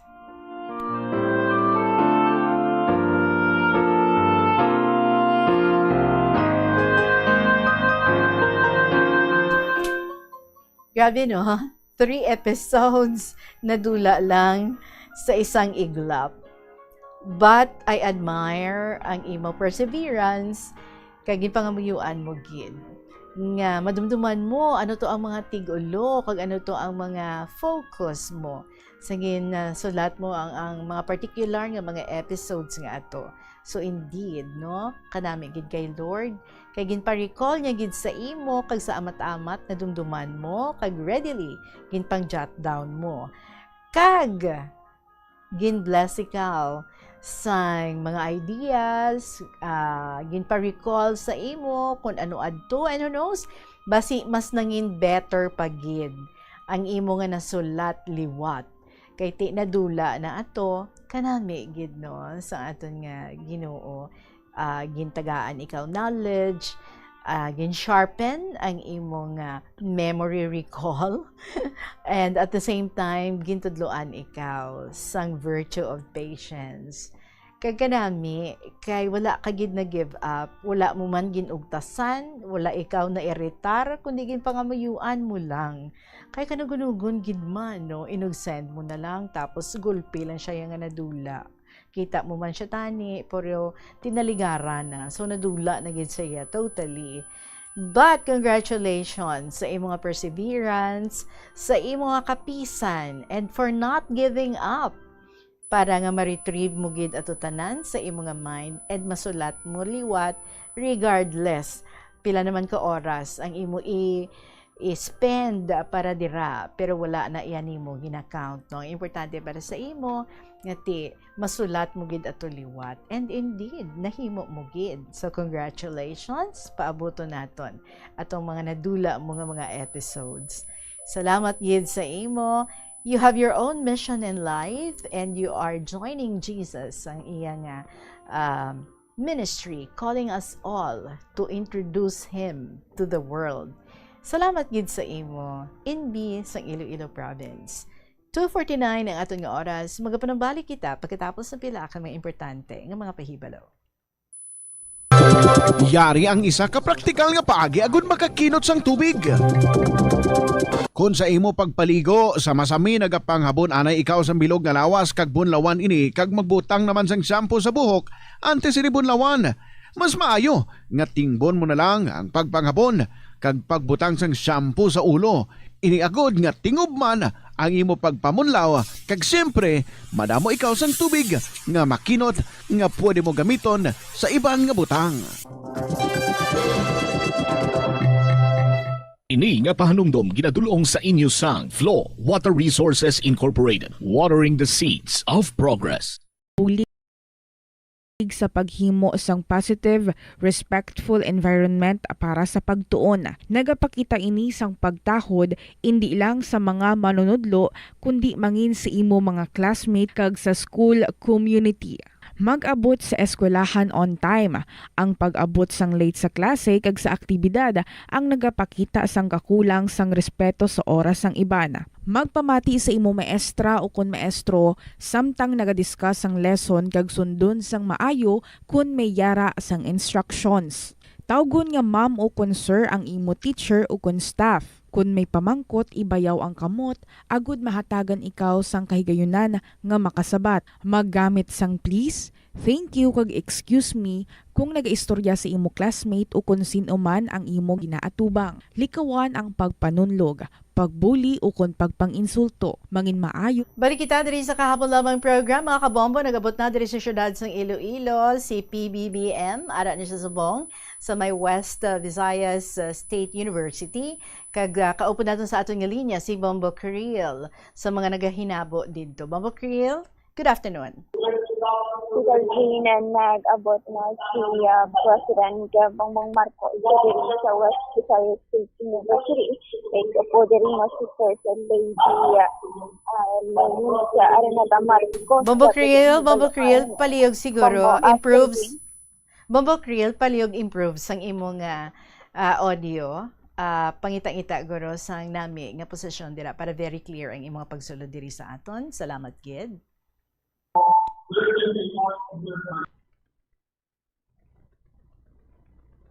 Oras sa Pilipinas, mga kabombo, it's 2:42 or 2:52 in the afternoon. Kag ginasundan naton ang report diri sa aton ni Bombo Creel Miliesa sa pagabot na dito sa may West Visayas State University ni Pangulong Bongbong Marcos Jr. Balikan naton si Bombo Creel. Bombo Creel? Okay, we're calling Bombo Creel. Sa mga may istorya man para sa kahapon lamang program, pwede ka mo nga maka-email sa bombo_iloilo@bomboradio.info or isulat inyo mga kasaysayan sa gihapon, ipadala nyo lang sa kahapon lamang program, DYFM, Bombo Radio Iloilo, Sky City Tower, Mapa Street, Iloilo City. And calling again ang aton nga inog interview nga winner si Lolo Mike sa 2nd District. Hope to see you tomorrow, Lolo Mike. Kadto ka diri sa istasyon sa Bombo before 2 p.m. Kag bitbit mo ng imong Xerox 2 copies sang imong ID. Maybe ara na si Bombo Creel, balikan naton siya. Bombo Creel? Ito Jane, no, liwat nga sa aton diri nga impormasyon, direkta diri sa West Visayas State University, nga nag-abot na diri si President Marcos, support na diri si First Lady Risa Araneta Marcos. Mag-survey si President Bongbong Marcos bilang nag-guest of honor kada commencement speaker sa ikatatlong na commencement exercise sa West Visayas University College of Law subong na adlaw sa Biyernes taong 5. Ang ining batch, no, ang ining nasanggit nga ikatatlo ka batch sa mga College of Law ang inabukusan sa nga 25 kanan sa mga graduates. Kag 17 diri, no, ang students did o estudyante mismo ni First Lady Marcos during man diri sa iyang isa ka subject, no, nga pagtudlo man diri sa may West Visayas University College of Law. Ito nabaloan na natin na si First Lady Liza Marcos ang nagatudlo sa subject nga criminal law diri sa may nasanggit nga eskwelahan at isa sulod ni inisang 4 ka tuig.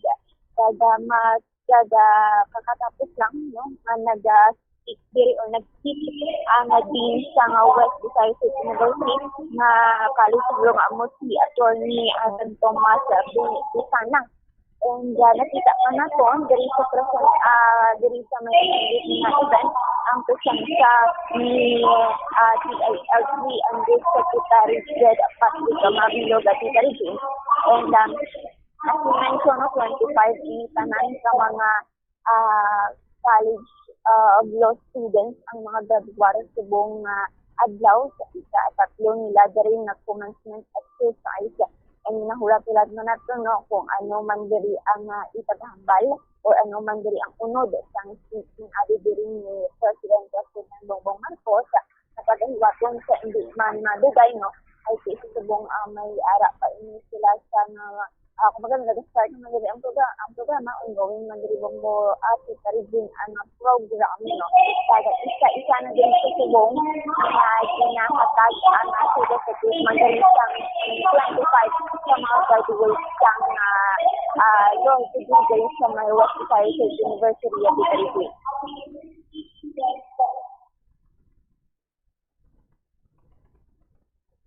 Yes, Bombo Creel? Yes, about Tita Regine, no, as mentioned, isa-isa na nagasaka diri ang mga graduates. 25 ini sila, kada mismo si President Marcos ang nag-adopt diri sa mga certificate sa sila man ang nila diri na certificate kung ang diri na si First Lady Araneta Marcos kasi ari man diri ang presensya sa President sa West Visayas University na si Dr. Rodrigo Villarosa. And after sa pagpagdaganay ng certificate sa 25 students, no, probably nga mag-umpisa naman diri ang pag-adopt ni President Ferdinand Marcos. Yes, Bombo Creel, I'm sorry gid, no? Pero I have to cut you off kay hindi ka na gid mabatian. So very close ka siguro dira sa may speaker. So mas ma-pick up ang mga ginapanghambal dito sa speaker. But anyway, you can come back again anytime nga makapangita ikaw dira sa pwesto mo. Mga kabombo, as of this time, ginapatigayon ang graduation rites ang College of Law dira sa may West Visayas State University kung sa diin ang bisita si PBBM kagang iya nga asawa si First Lady Liza Marcos kung sa diin ang iban nga mga graduates mga estudyante gid mismo ni First Lady no kay nagatudlo siya dira sa College of Law sa kurso nga Criminal Law dira sa may West Visayas State University.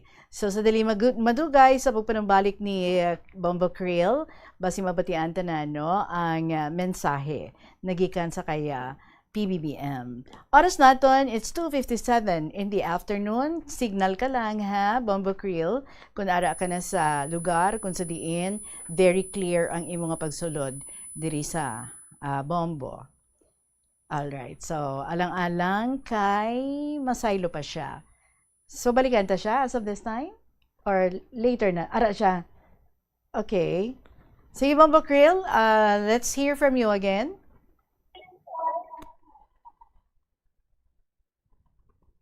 Oras naton mga kabombo, it's 2 minutes before 3 o'clock. Gina-try naton nga ma-check sa liwat si Bombo Creel Milieza. Bombo Creel? Well, it seems like hindi pa siya ready, kaya pangita pa siya sa mas better pag dito nga pwesto para nga mas klaro ang iyang pagsulod diri sa aton. For the meantime, mga kabombo, until here na lang anay kita sa aton nga pag-updanay diri sa kahapon lamang program. Of course, I'll be seeing you again tomorrow kung sa diin. Hopefully, maka-interview na kita sa aton nga winner nga makakadto diri siya para nga maistorya naton siya sa iyang mga ginpang share man ng mga stories nga nagdaog diri sa kahapon lamang program. And of course, tomorrow is the day nga nag-announce kita aton nga bag-o nga winners. So good luck sa tanan nga mga nagpadala sa mga letters nila nga ginbasa naton sa sininga semana.